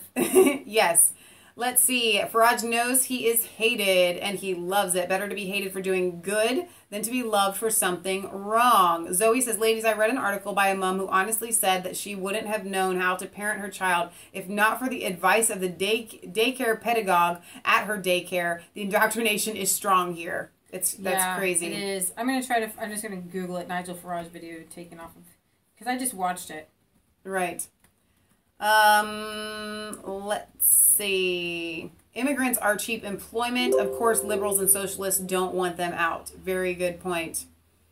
Oh, mom is the one typing for Mass Faith. Yes, we don't have extra hands behind our, we call her the Patriot Gallery, and she is fantastic. She does not go and mod as far as deleting comments unless we get pinged. So I think Kelly is here today to moderate. So thank you for being here, Kelly, for doing that. Mass Fate 3, did you know that the armed forces of the UK answer only to the Queen, and she can technically order them to place all MPs under arrest, even shoot them if she so orders it? I did. I only knew half that.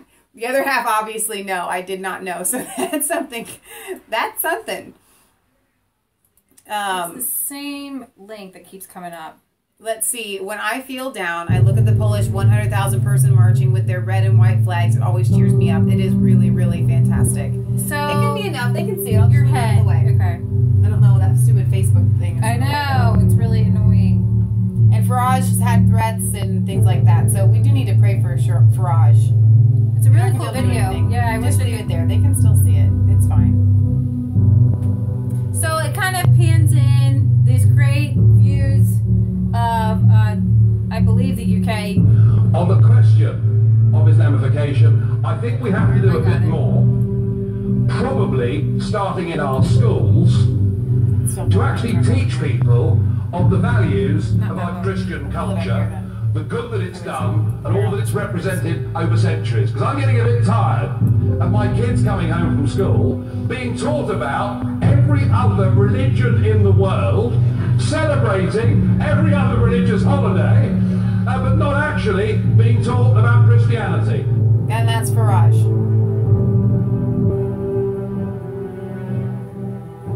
Whichever way you cut this, immigration is the #1 issue in British politics. It has been for some years. The opinion polls are astonishing. 77% of the British public want cuts to the numbers coming into Britain, and over half the voters want a reduction to near zero. So people are very upset, they're very unhappy, they're seeing the impact on local schools, they're seeing the impact on GP services, they're seeing the impact on housing or the inability of young people to get on the housing ladder. So that's why it's the #1 issue. We already have a problem with homegrown terror. The last thing we need to do is to add from it from outside. Mercifully, we are not part of the Schengen area. We see the terrible mistakes that Angela Merkel has made over the course of the last couple of years, and yes, I want us to be as careful as we can. If you just look at what is happening in France and Germany, if you look at Mrs. Merkel's policy on this, which was to allow anybody in virtually from anywhere, look what it's led to. The Trump's policy, in many ways, has been shaped by what Mrs. Merkel did, but when you've got a problem already, why on earth would you wish to add to it? And I would remind you that of the 8 people that committed those atrocities in Paris, 5 of them have gone into Europe posing as refugees. There are reports that say that we're better off with mass immigration. There are some reports that say we're slightly worse off economically with mass immigration. But to me, there's an issue called the quality of life. And I think that matters more than money. It's about thinking our kids and grandkids can have what we've had. There are over 20 police forces now in this country that turn a complete blind eye to the operation of Sharia courts and Sharia law. If you're not prepared as a nation from the top down to stand up for your cultures and your values, then those cultures and values will be threatened.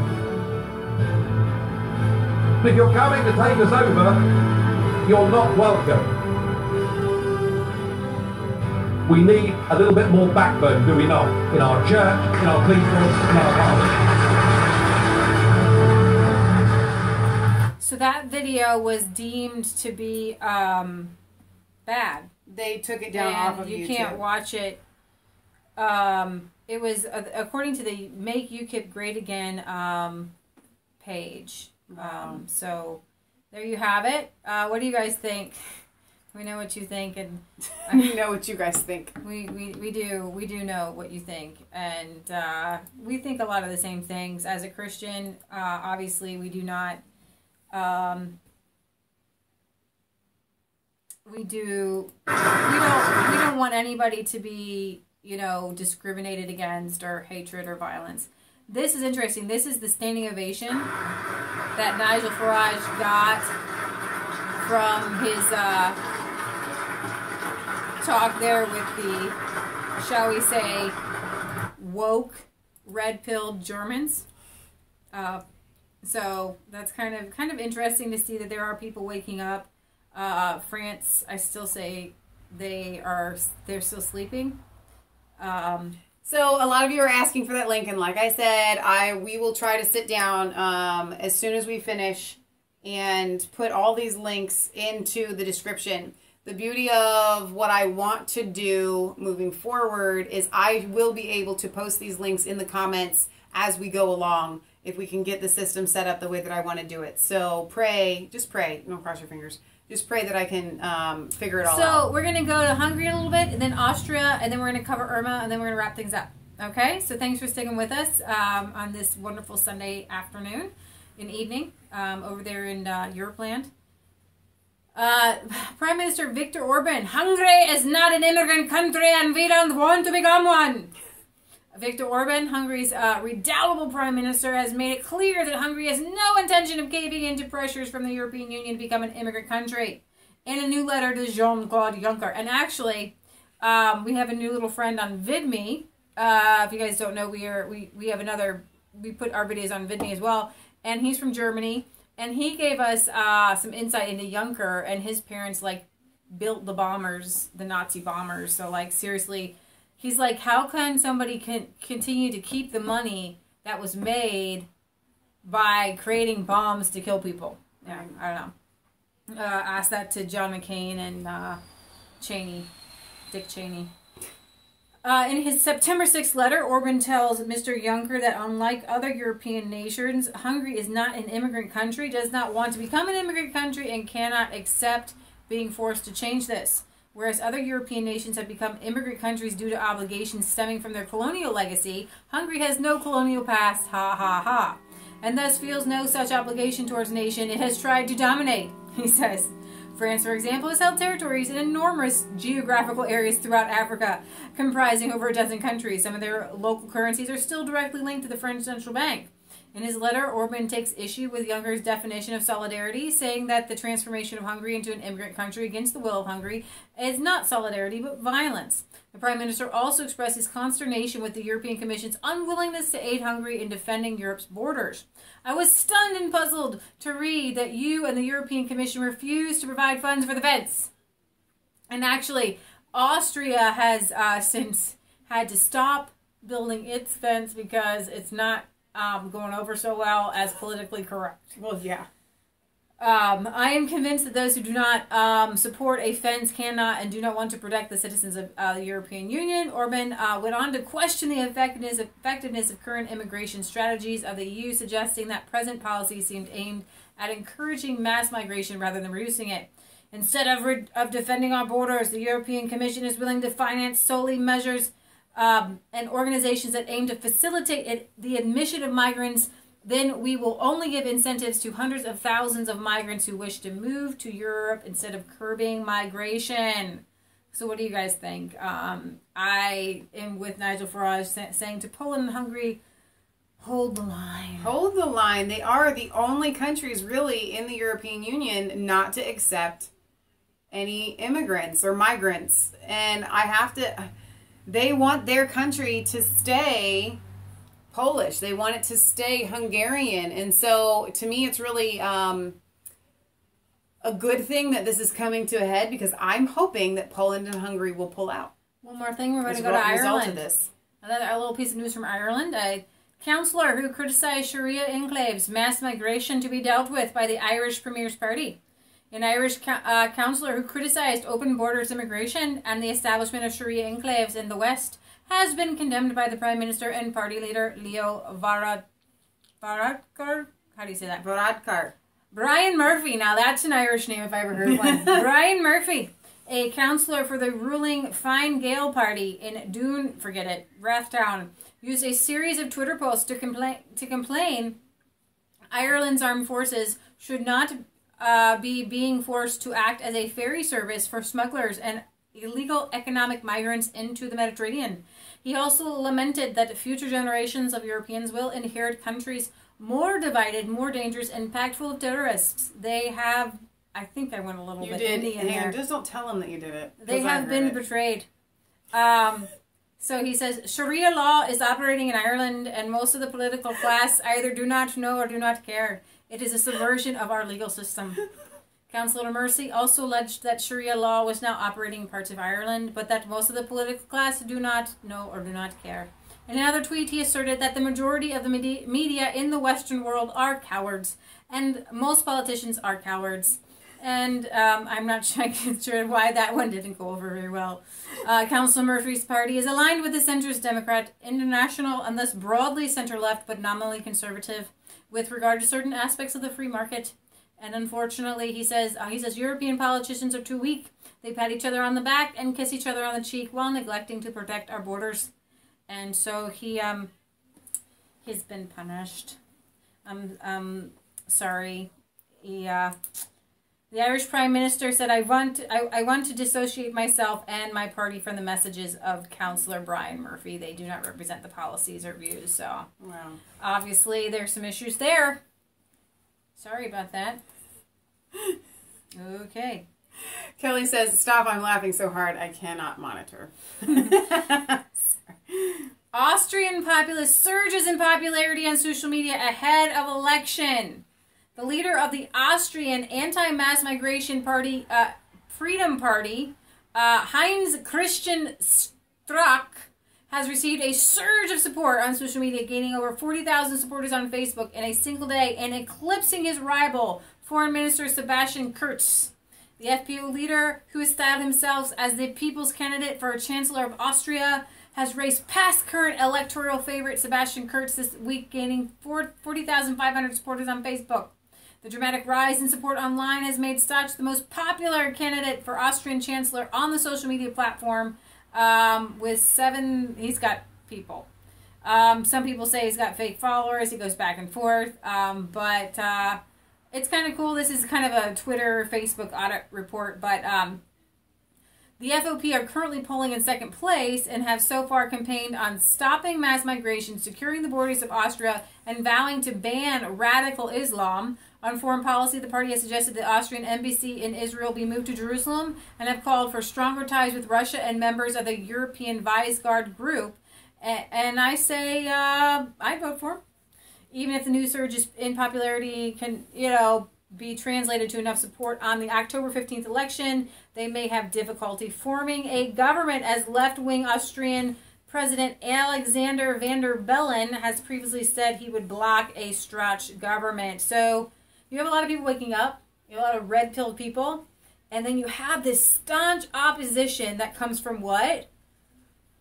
Public education! I gotta tell you, these people are brainwashed. You can hit them over the head with a frying pan, but they have been brainwashed. It's called I'm gonna call it the walk into bayonet schooling. Okay? You have this mass migration. You have all these terrorist attacks. You have the EU, literally founded by Nazis. And yet, because of the mass schooling, the what? I just can't. You have what?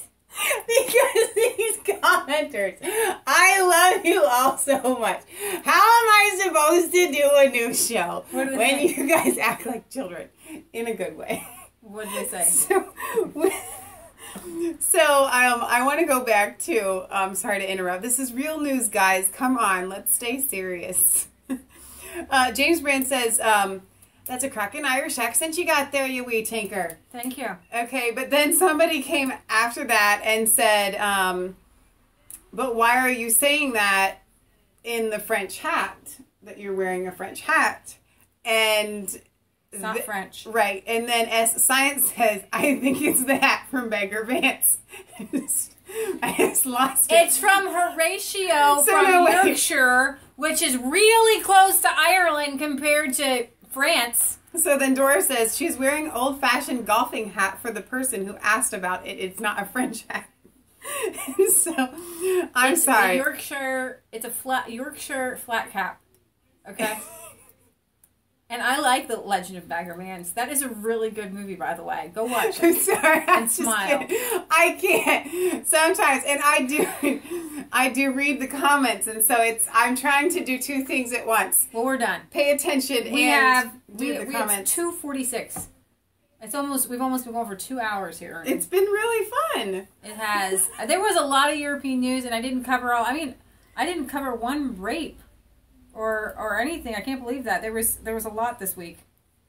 And we do need to get to the German election. I think we'll probably do that a little bit this week, and then for sure. Actually, here before we go, let's do some Irma update real quick. This is from RT. This is interesting. This video, what you're seeing, is actually the hurricane pulling water from the ocean. Miles of it. That's ridiculous. That should be ocean, and it's like ocean bottom, is what you're seeing because it sucked it up. Wow. So like some people are getting storm surge. Where is it coming from? It's just crazy. Whoop. Wow. No more water there. It's insane. Insanity. So, you can read a couple more comments while I bring up some Hurricane Irma updates here. Let's see. Being censored in the UK, God forgive them. Bless you all, girls, and the USA. Scottish devoted fix. Thank you. The countries that the U.S. are invading, imperializing, and devastating is causing mass immigration with the infiltrators the U.S. has created, such as ISIS. Good comment there, Kate. Gary thinks you look good in your hat. Thanks. There's a lot of European rapes every day. Rape is common. Just don't tell the populace it's Islamic. Mm-hmm. Let's see. Irma sucks water, then pushes it back. This is the Bahamas. I wonder what it will look like when the water returns. Tsunamis are on the way to America. So I'm letting an ad play here. When Christ shall come with a shout of acclamation and take me home, what joy shall fill my heart? Then I shall bow in humble adoration and there proclaim, my God, how great thou art. Thank you for that, Sharon. Okay, earlier somebody had asked about our email. In Miami have dodged a bullet, and folks on the Gulf Coast, the West Coast, are now. Well, wait, I'll get to you in a minute. Well, this is going to impact our whole state. You know, you're going to get the wind and the rain on the East Coast, but right now, you know, it's impacting the Keys. It's going to impact my hometown of Naples, Florida, all up the West Coast. And what's scary is the unbelievable storm surge. Potentially, in my hometown, 15 feet of storm surge above ground level, and we're talking about that, and the same thing with the Keys.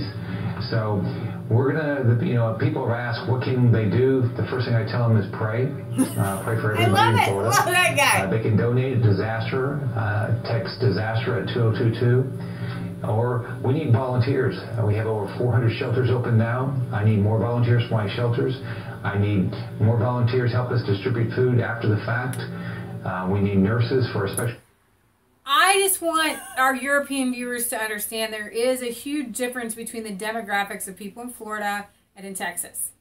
Now, in Hurricane Harvey, you have Texas, and Texas people are very resilient. I'm actually going to tell you about the Floridians. They're not the same as Texans. No. We're totally different in Florida than in Texas. Texas. Now, hang on, though. No, I have to. For a second, I'm just saying, our viewers, Gary, Brian, other people that we have as viewers down in Florida, you are all excluded. But let's be honest about Floridians here. We have to be honest about Floridians. Texans are there. They're tough. They're going to help each other. But Florida is known as snowbird paradise for a reason. It's mostly the demographic of retired people down there is huge. They're not going to be the one when you have mostly 60, 55 plus people. Not that that's old, but like we went down to Tampa, Florida. This is where it's going to hit, right? We have well, it's going a little bit west, but yeah, it's kind of turned west. That's what I'm saying. Tampa.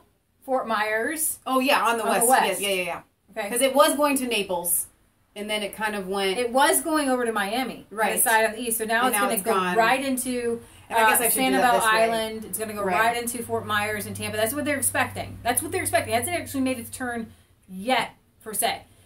So that particular area is known for its snowbirds. It's known for all of its trailer parks that are 55 and plus. Retirees. People go down there to retire.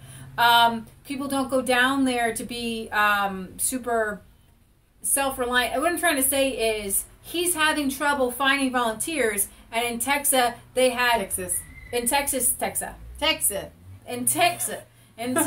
they had thousands and thousands of people. And I'm saying that it's a different dynamic, different kind of people. I mean, and I wouldn't say that if two states were exactly opposite, it would be Texas and Florida. They're just the people that live there. The ages are just different. You need you need help there, whereas you don't need the same. That's why I wanted to point that out. Needs patients, so but I'll tell you, Chris, this is a great state. People are going to come together. We're going to protect everybody. We're going to work together.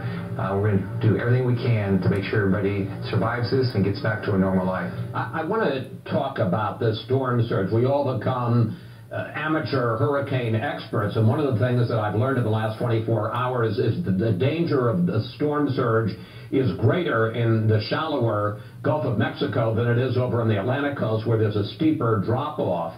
If you're talking about 10, 12, 15 feet storm surge, I know Naples, I know Tampa, what impact is that going to have on that coastline? I was talking to the president this morning. He called to see how we're doing, and I told him the story of a hurricane we had last year in the Panhandle. And there was a lady that along the coast, she didn't want to evacuate. She had probably, it was a one-story house, an older house. She didn't want to evacuate because of her pets. When it got to 3 feet, she knew she was not going to survive because the water was just rushing in. Thank God that somebody was, as she left her home to try to get to safety, there was a high water vehicle that was leaving for the last time, and she was able to get in it, and they were able to drive out. She would have died. This water is going to come in very quickly. It's going to cover your first floor, potentially, or more, and then eventually it's going to come out. I don't know how you're going to survive that. You don't know what it's going to do to the structure of your home. So my concern right now is hopefully everybody's evacuated. I looked at our traffic cameras all around the state this morning. People are off the roads. And I just hope everybody's evacuated and gotten to safety. And I hope everybody will pray for us. I want to talk about this not on the individual level, but on a bigger level. The last time that a major hurricane hit Tampa Bay was in 1921, when there were 10,000 people living in that low-lying area. There are now 4 million people living in that sector. We actually stayed with some friends of ours for several weeks in the Tampa area, Dunedin. It's right there at like sea level, and we stayed in a house that probably would be covered through a storm surge, Matt. Yes. Through that, and I can just imagine what he's saying is that sea level will rise 12 feet. So 12 feet, there's the sea, and not above high tide, but just literally 12 feet up. It's crazy. Area. So what happens when a 10-foot storm surge comes into Tampa Bay? All along the coast where we're getting the storm surges, we have evacuation zones. I hope everybody listened. But it's going to be devastating to these areas. Now we're going to rebuild. We have wonderful people. This is a wonderful state. But right now, with these storm surges, everybody's got to make sure they hunker down and take care of each other. But I'm very concerned about the West Coast. Now I'm concerned about the whole state because of all the wind that we're going to get. But the storm surge is just absolutely life-threatening. Every storm in Florida is compared to Hurricane Andrew. That was a Cat 5 that hit 25 years ago, killing 61 people, causing $26 billion in damage. The costliest U.S. storm until Katrina. How does Irma compare to Andrew, sir? Oh, it's so much bigger. I mean, just the size of this storm is coast to coast. In Andrew, I was in the hospital business back then, and I evacuated 2 hospitals, and I actually moved patients to another hospital. They eventually we had to completely rebuild because all the windows blew open, lost all the power, everything. But we didn't have in Andrew, we didn't have this storm surge. And that's when I was talking to the president. The president said, look, I will provide whatever resources you need. When I talked to him, I've talked to him pretty much every day. But I said, here's the hardest thing in this one, is one, it's impacting our whole state. And this storm surge is just life-threatening on the West Coast and through the Keys. One last question, sir, because I know you've done so much to try to get people to evacuate. You've tried to put shelters up, put people in place. But now that the storm has hit, let's say over these next 12 hours, how much can you do? Or are you basically sitting there waiting it out? We can pray. That's a big thing we can do. Saying that. But no, right now the first responders can't get out because of the wind and the rain and the West Coast, the storm surge comes up. So hopefully everybody's got into their shelters or got into a safe place. But I can tell you, we will do everything we can to keep everybody safe. The moment. All right, so somebody had said Right Side Broadcasting has live coverage. I don't know if there's anything live where we can see. I don't even know. Is that on YouTube? I know that Alex Jones was going to go live, covering things, showing things, so we can. So somebody wants us to sing "Bless the Lord, O my soul" at the end. We can probably swing that one. Remind me. Some short-term memory loss. I'm not sure where this video is taking place. I know. Wow, you can. There's somebody. This is just somebody in there. I said the eye wall is coming. The eye wall is coming. A Squirrel says, my aunt, retired snowbird, just flew in from Fort Myers to Canada a few days ago. She's pretty sure that her place will be gone. Unbelievable video. I think this is Naples. It's around where the eye wall. Sydney might need help up. Ashore, and it's just unreal. This video. That's Naples right now. Just crazy. Naples just crazy. right now. I'm done eating, which is good, and we'll just keep watching this. But this has been crazy.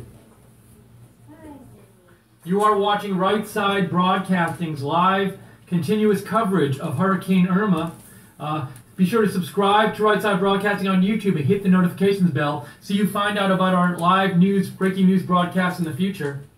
And also, if you have any updates yourself on the hurricane, cool videos, photos, news updates, give me a shout on Twitter. Let's see if we get some more.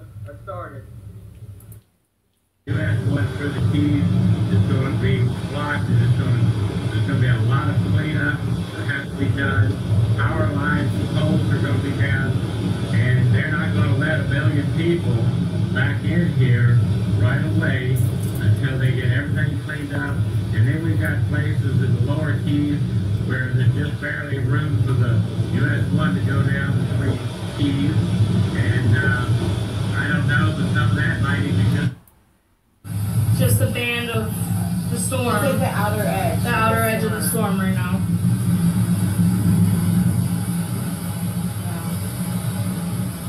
So I could see if there's anything. I've been following this all morning, but there really hasn't been any video out yet or pictures of what's happening right now. So I know for sure right now that Sooks, aka Brian and Gary, are both down in Florida. I don't know how many of you guys, how many other people down there with you guys right Florida. now. Apple Marks once vid says my friend Tommy is in Tampa and he is getting rocked and the eye isn't even on top of him yet.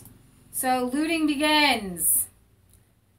Breaking into the stores, grabbing your stuff. Make sure you get your cool shoes and shorts and pants and everything. You know, I find something really interesting is that there we have that happening right now. I want to ask you guys in Europe and in the UK right now, how often when we have these kinds of natural disasters is it heavily covered on your news? Because from what I'm hearing, the BBC has been covering Irma like non-stop. I mean, for the past couple of days.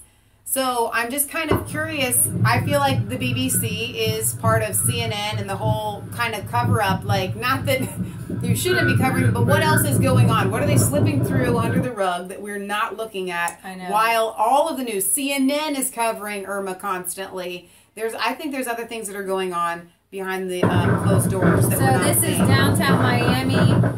Is already underwater here a little bit, having some storm surge. So with the eye wall not actually hitting Miami, you're still getting the storm surge. You're still getting the city. I don't know if this is Miami Beach or Miami.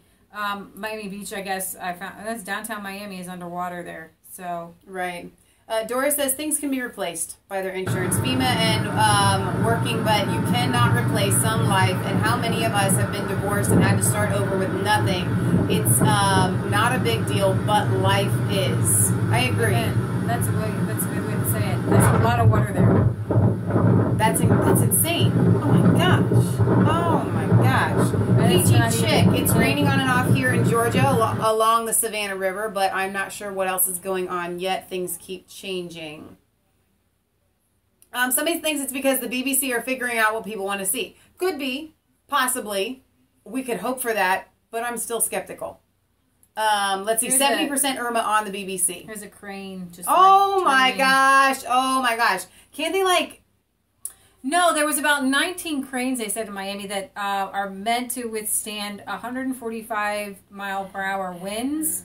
At that point, nobody knows what will happen to them. Because they're, but they can't take them down. I do know that. One of our mods, John Petter, says, if you say negative things about looters when they're black, you get labeled a racist in America by Democrats. Anyway. So there's the sea coming in. Oh my gosh, wow. The sea has breached Miami. This is freaky to me, dude. So Brian says he's on the East Coast, but maybe a quarter of the way from the coast to Lake O. Here is Irma ripping some roofing off in Miami. Whoa. And that's in Miami. That's not even in... They're not even getting hit. Look at that devastation. I mean, that's a lot of... Wow. That's not crazy. even where... the eye wall's hitting. So Michael says in Poland there is news on the USA storm every 30 minutes update with Polish reporters on site. And I was surprised there were UK BBC reporters on site as well. Deplorable Data says it's not reported like this. It might not even be reported. Maybe a 2-minute headline normally, I guess. Oh my gosh. Holy smokes. Wow. Wow. That's some wind, yeah. City streets are rivers now. Miami turned into a ghost town, headline state. Is he trying to get the hurricane force wind? They have these monitors if you put out there. India had 2,000 deaths due to a flood. I'm wondering what you're talking about. Did that just happen and then it's not getting covered? Let's see. Shawnee Show says, we haven't seen it on the news, but we have been watching Fox via the internet. But has there been much coverage on the Montana fires? I heard 600,000 acres were on fire. We'll get to that in a minute. The guy is saving water by cleaning his car during a hurricane. Nuh-uh. Yeah. No, I wasn't. Yep. Some people are just crazy, man. They stay in Key West. It's just going to get dirty again, though. A hurricane is going to have, like, dirt and things flying.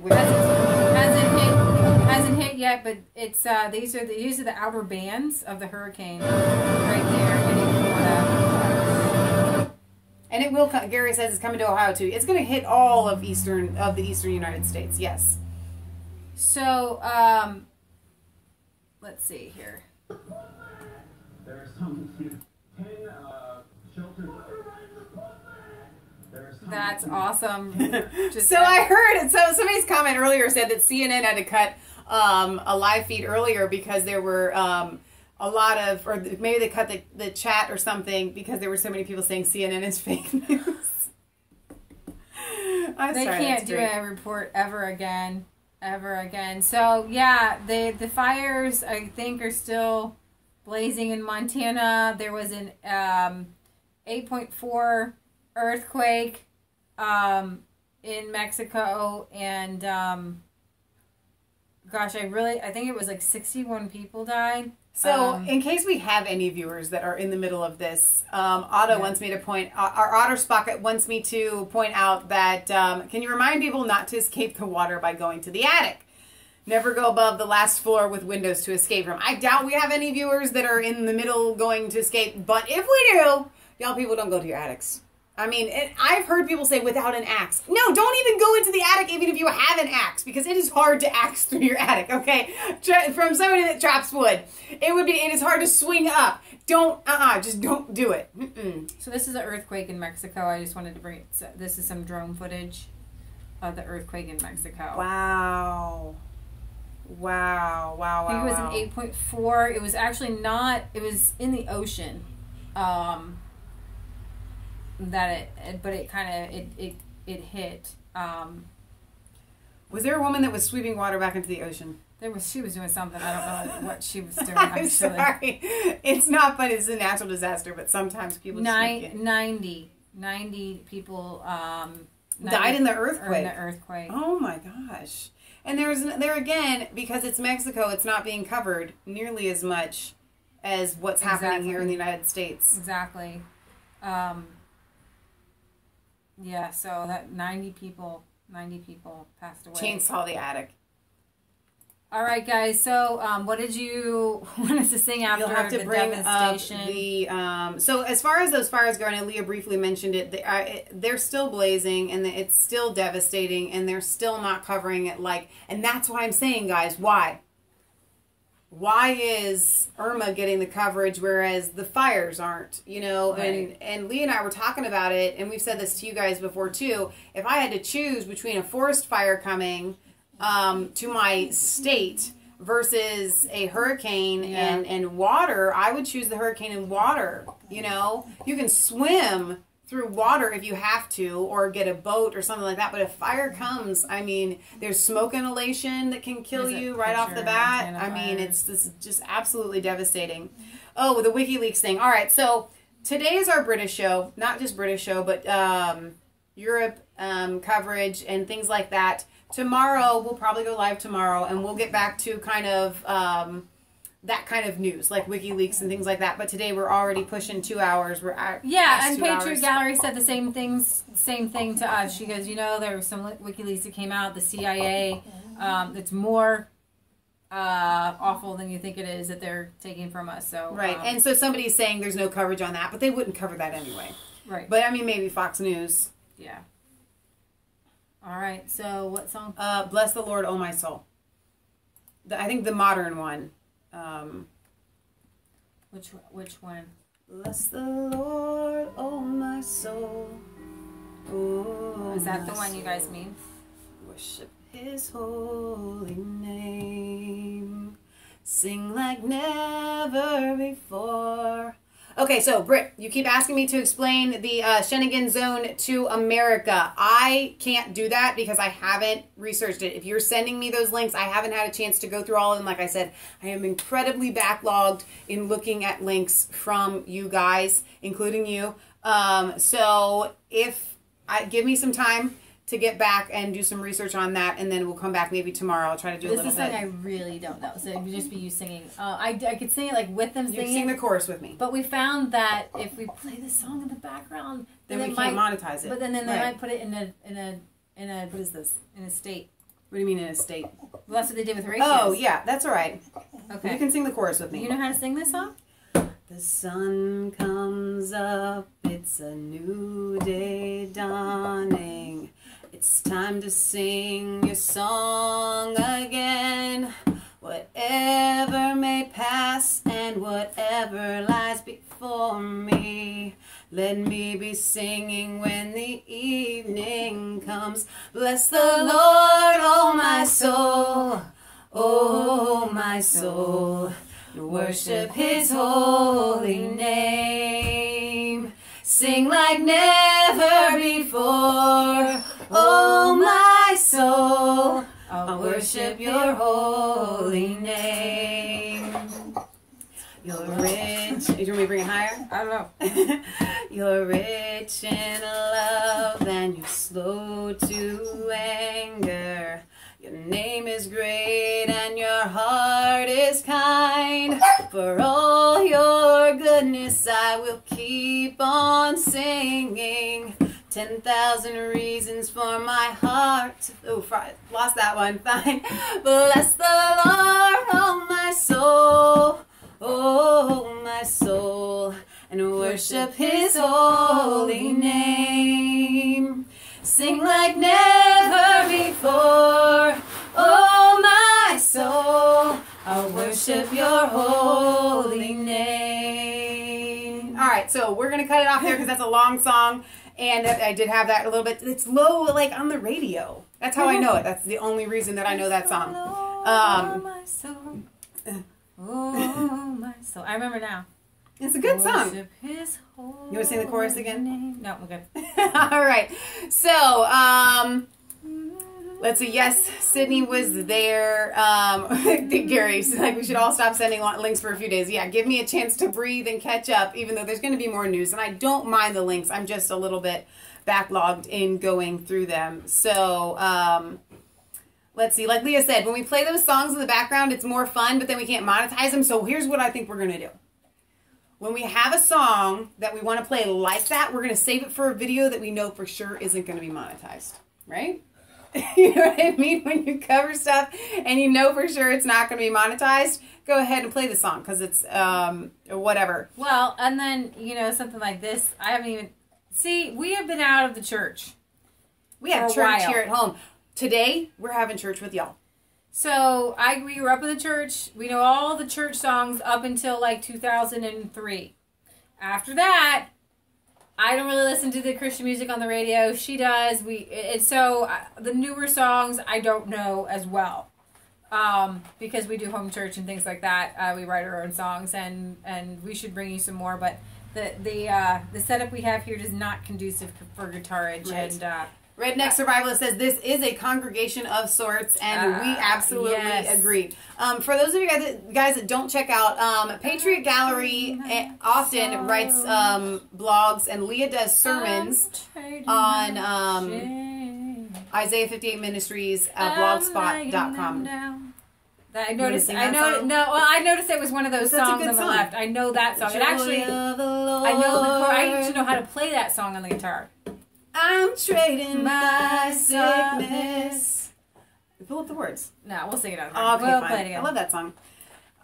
So, things I need to cover. The email address, massfaith33, MASFAITH3. It's the same here, except for there's an extra 3. massfaith33@gmail.com. So you can send me links and messages and stuff like that. And, what? Menace from the flag. Trust God. Oh, one last thing. And our P.O. Box is Resistance Chicks, P.O. Box 107, Milford, Ohio 45150. So, oh yeah, this is big news. Even though we're not doing, this isn't British or UK or European, we need to cover this because it's kind of This important. was kind of cool. So, what happened was... We're family. We'd do anything for you. This school... I got it. I have to play the ad first. This school banned flags. And in response, all these teenagers drove in, lined up their cars with their flags. And it's just really cool. It's really patriotic. And Patriot Gallery wrote a really cool intro to this. And I'm going to... I should probably read it to you while this ad is playing, actually. She said... When the enemy comes in like a flood, Raise up a standard! Raises a standard. A flag on a pole. The national anthem was written when America was outgunned, surrounded by an armada of British warships loaded with cannons. All night long, the guns pounded the fort, aiming at the flag, because when the flag went down, the battle was over. The British knew to conquer the resistance, the rebels, the Continental Army. In the morning, as soon as dawn's early light, both sides were anxious to know, is the flag still standing? Is it still waving? Silence in the midst and fog of early morning. No guns, everyone motionless, waiting. The seconds seemed like hours. The sunlight shined on the fort, and the flag was still there. What you are not told, and the captains didn't know, was most people in the fort were dead. What was keeping the flag up were the bodies of the slain in the bombardment. As one died, remember, all the guns of an entire armada of warships of the biggest, greatest army on earth were aimed at that flag. Only they didn't miss. When one person gave his life for liberty and freedom, another took their place. Men and women, they were holding up that flag. They would not let it fall, and they gave all they had. That's how you know America will never fall to their enemies, whether it be the elites, the deep state, the globalists, the Islamists, the capitalists, the Nazis like George Soros, the fascists, the Marxists, the communists, the Leninists. America's flag will always be standing to the last man, woman, and child. And I believe this is probably, let's play this again now that the ad's through. We're family. We do anything for each play other. the ad again? Wow, they serious? really want their money, don't they? You'd think that usually on YouTube once it's played through. Bribaza says that's not a proud part of UK history, that. You know what? It's cool. It's all good because, remember, everybody that, I mean, America's whole documents and founding was based on great British minds. John Locke, William Blackstone. We're Our founding one. fathers were British. A lot of them were. Where are you? Yeah, and so it's basically it's basically you standing up to your government as well. It's like Brexit, man. Yeah, cool. So yeah, unmute. Finally, here we go. And now their Minnesota high school is dropping a controversial policy banning all flags from the student parking lot. The decision coming after nearly a dozen teenagers staged a peaceful protest to the new rule, standing up for America by flying Old Glory proudly on the back of their pickup trucks. There it is. Wow. We feel like it's America. How can we not fly our own flag on our trucks if we want? It just doesn't seem right. You have all your warriors or whatever and soldiers who are out there fighting and you can't fly it. A good mentality there. The ban was introduced in response to a few students who flew Confederate flags on their cars last year. But after the protest, the school quickly reversed their decision. The protest today was done very positively, very appropriately. If you could have a protest, you would want one done like the students did today. The community also rallying around their patriotic teams. Aww. I'm proud of those kids. I'm just so proud that they're standing up for it. And the school says that they still won't allow flags they consider offensive to fly on campus, which makes sense. None of the students involved in the protest will be disciplined. Good for them, huh? So that I love what Patriot Galley wrote there. Gave me goosebumps when I was thinking about it.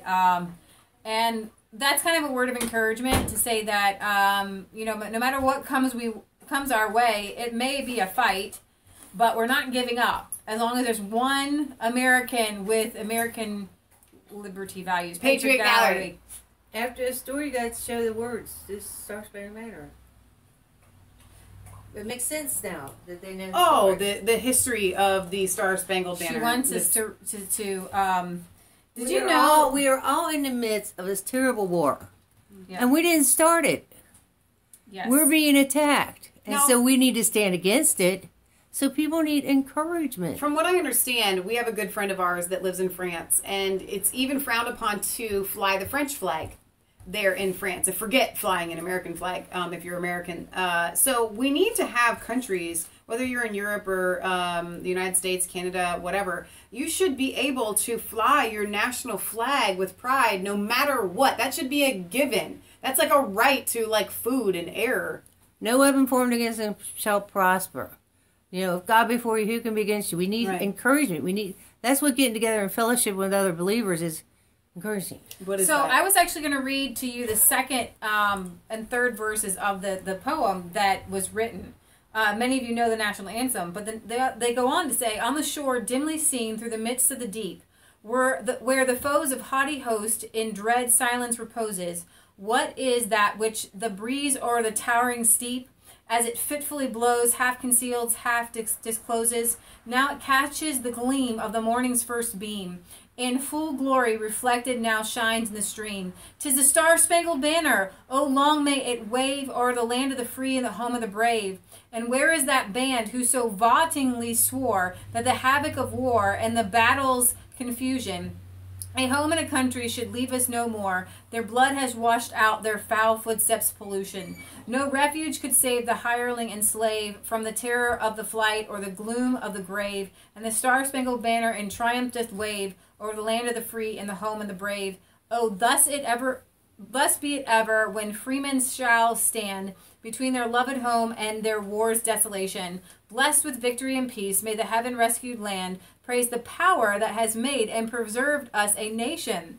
Then conquer we must, when our cause it is just, and this be our motto, in God is our trust. And the star-spangled banner in triumph shall wave Or the land of the free and the home of the brave. We love it so much, and I think you do too. So that's really, this is, go ahead. Yes, and I'd like to add that when one person is censored off of YouTube, somebody else takes their place.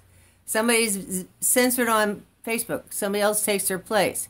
It's just like holding a flag up. Don't be discouraged just because one person goes down. Yep. Take their place. I agree. Another person takes their place.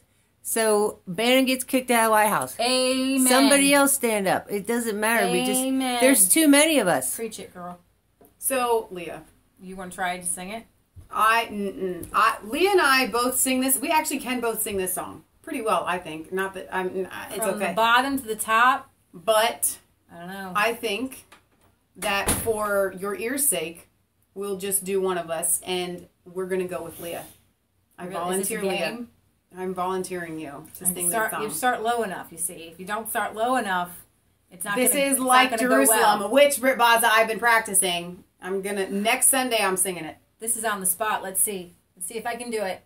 It's really a beautiful song to sing like in a group of people, because then everybody's just kind of like and the brave, like all together. You're gonna have to hit the note. Let's try. Let's try. Oh, say can you see by the dawn's early light what so proudly we hailed at the twilight's last gleaming, whose broad stripes and bright stars through the perilous fight. That's all right, drop it down. Was so. Wait, I'm sorry. It's hard watching everybody. I know this song, but wait, where am I? Perilous fight. Perilous fight. What so proudly we hail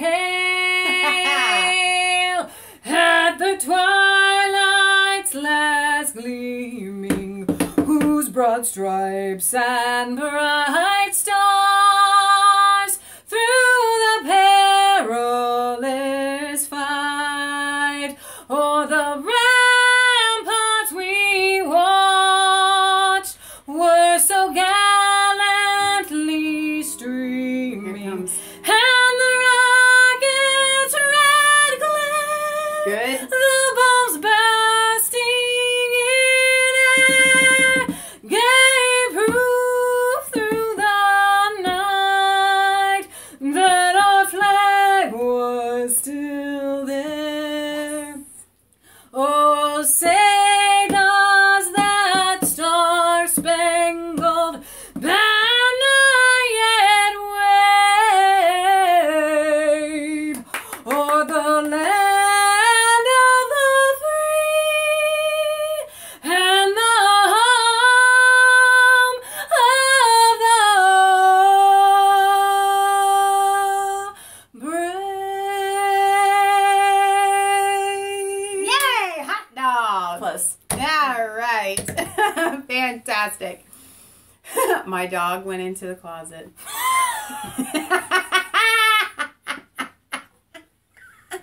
No, everybody's complimenting. They all love it. The dog went into the closet to pray and thank the Lord for America. That's all that it was. Next time, put a flag on the screen behind you. Do you know what, Gary? We don't have a flag. We fly our flag outside. On the screen. On the screen. I thought you meant like bring a flag. I'm like, we should waving have a flag. one. If y'all want to send us like a little flag of your country, that would be really fun. That would have been cool. It should have been a waving flag. Yeah, it should have like been. Like a GIF or something, right? Nope. This cat's still sleeping. So earlier, Jason Hartzell had said that he got a chance to watch Monumental and he really liked it and thanks us for the recommendation. Cool. I want the rest of you guys to go and watch it already. Let's see. Shawnee Show said, fantastic, Leah. That was amazing. I nearly stood up myself and so did Tracy, and she has a bad back and can't stand. You guys are fantastic. Okay, how many generations has it taken for America and Britain to be culturally strong and patriotic nations to be culturally sick with the enemy within? Very interesting. Yeah, it's really sad, actually. God bless America. Next time. Well, yeah, that's a good one. This was our British show. I don't know how we end up singing American I know, song, sorry. Kind of like the Americans always have to steal the show. Oh my gosh. Seriously. The Jamaican anthem is fun. I wonder what that is. Yeah, man, we love Jamaica, man. That's not what it is. Okay, so can we awaken people who have sworn an oath to defend the Constitution against enemies without and within? I hope so. That's what we're trying to do. A little truth at a time. A little truth at a time. All right, so next week, I'm putting it out there. Next Sunday, I'm going to sing Jerusalem.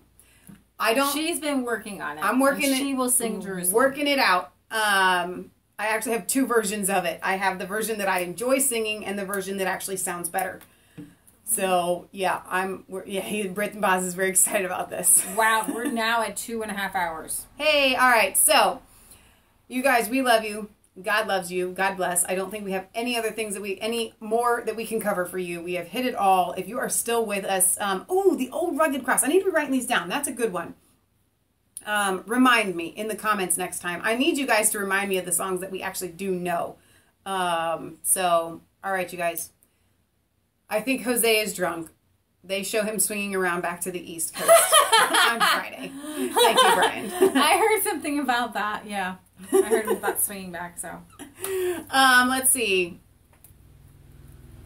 My grandmother had a very sad life because of the British invasion to Ireland. Her family never recovered. She was orphaned young and enslaved her British relatives who took her in and treated her badly. And you know what, Kate? You're going to have that no matter where you go. And it's an awful story. And you should never not speak out about the atrocities that have happened to your family. And we should never belittle victims of atrocities just because it was perpetrated by, a country that you love. Okay, this may be a bit far-reaching, but I'm totally going to read it.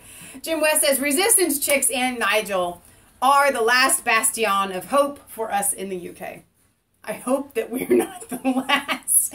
But I'll stand right next to Nigel every day of the week. I love that man. I'm going to meet him one day. Nigel for Prime Minister. Unfortunately, he'd have to join the Conservative Party in order to do it. Yes. All right, you guys. And then they'd have to be appointed, and I just don't. It's not quite the same as it is here.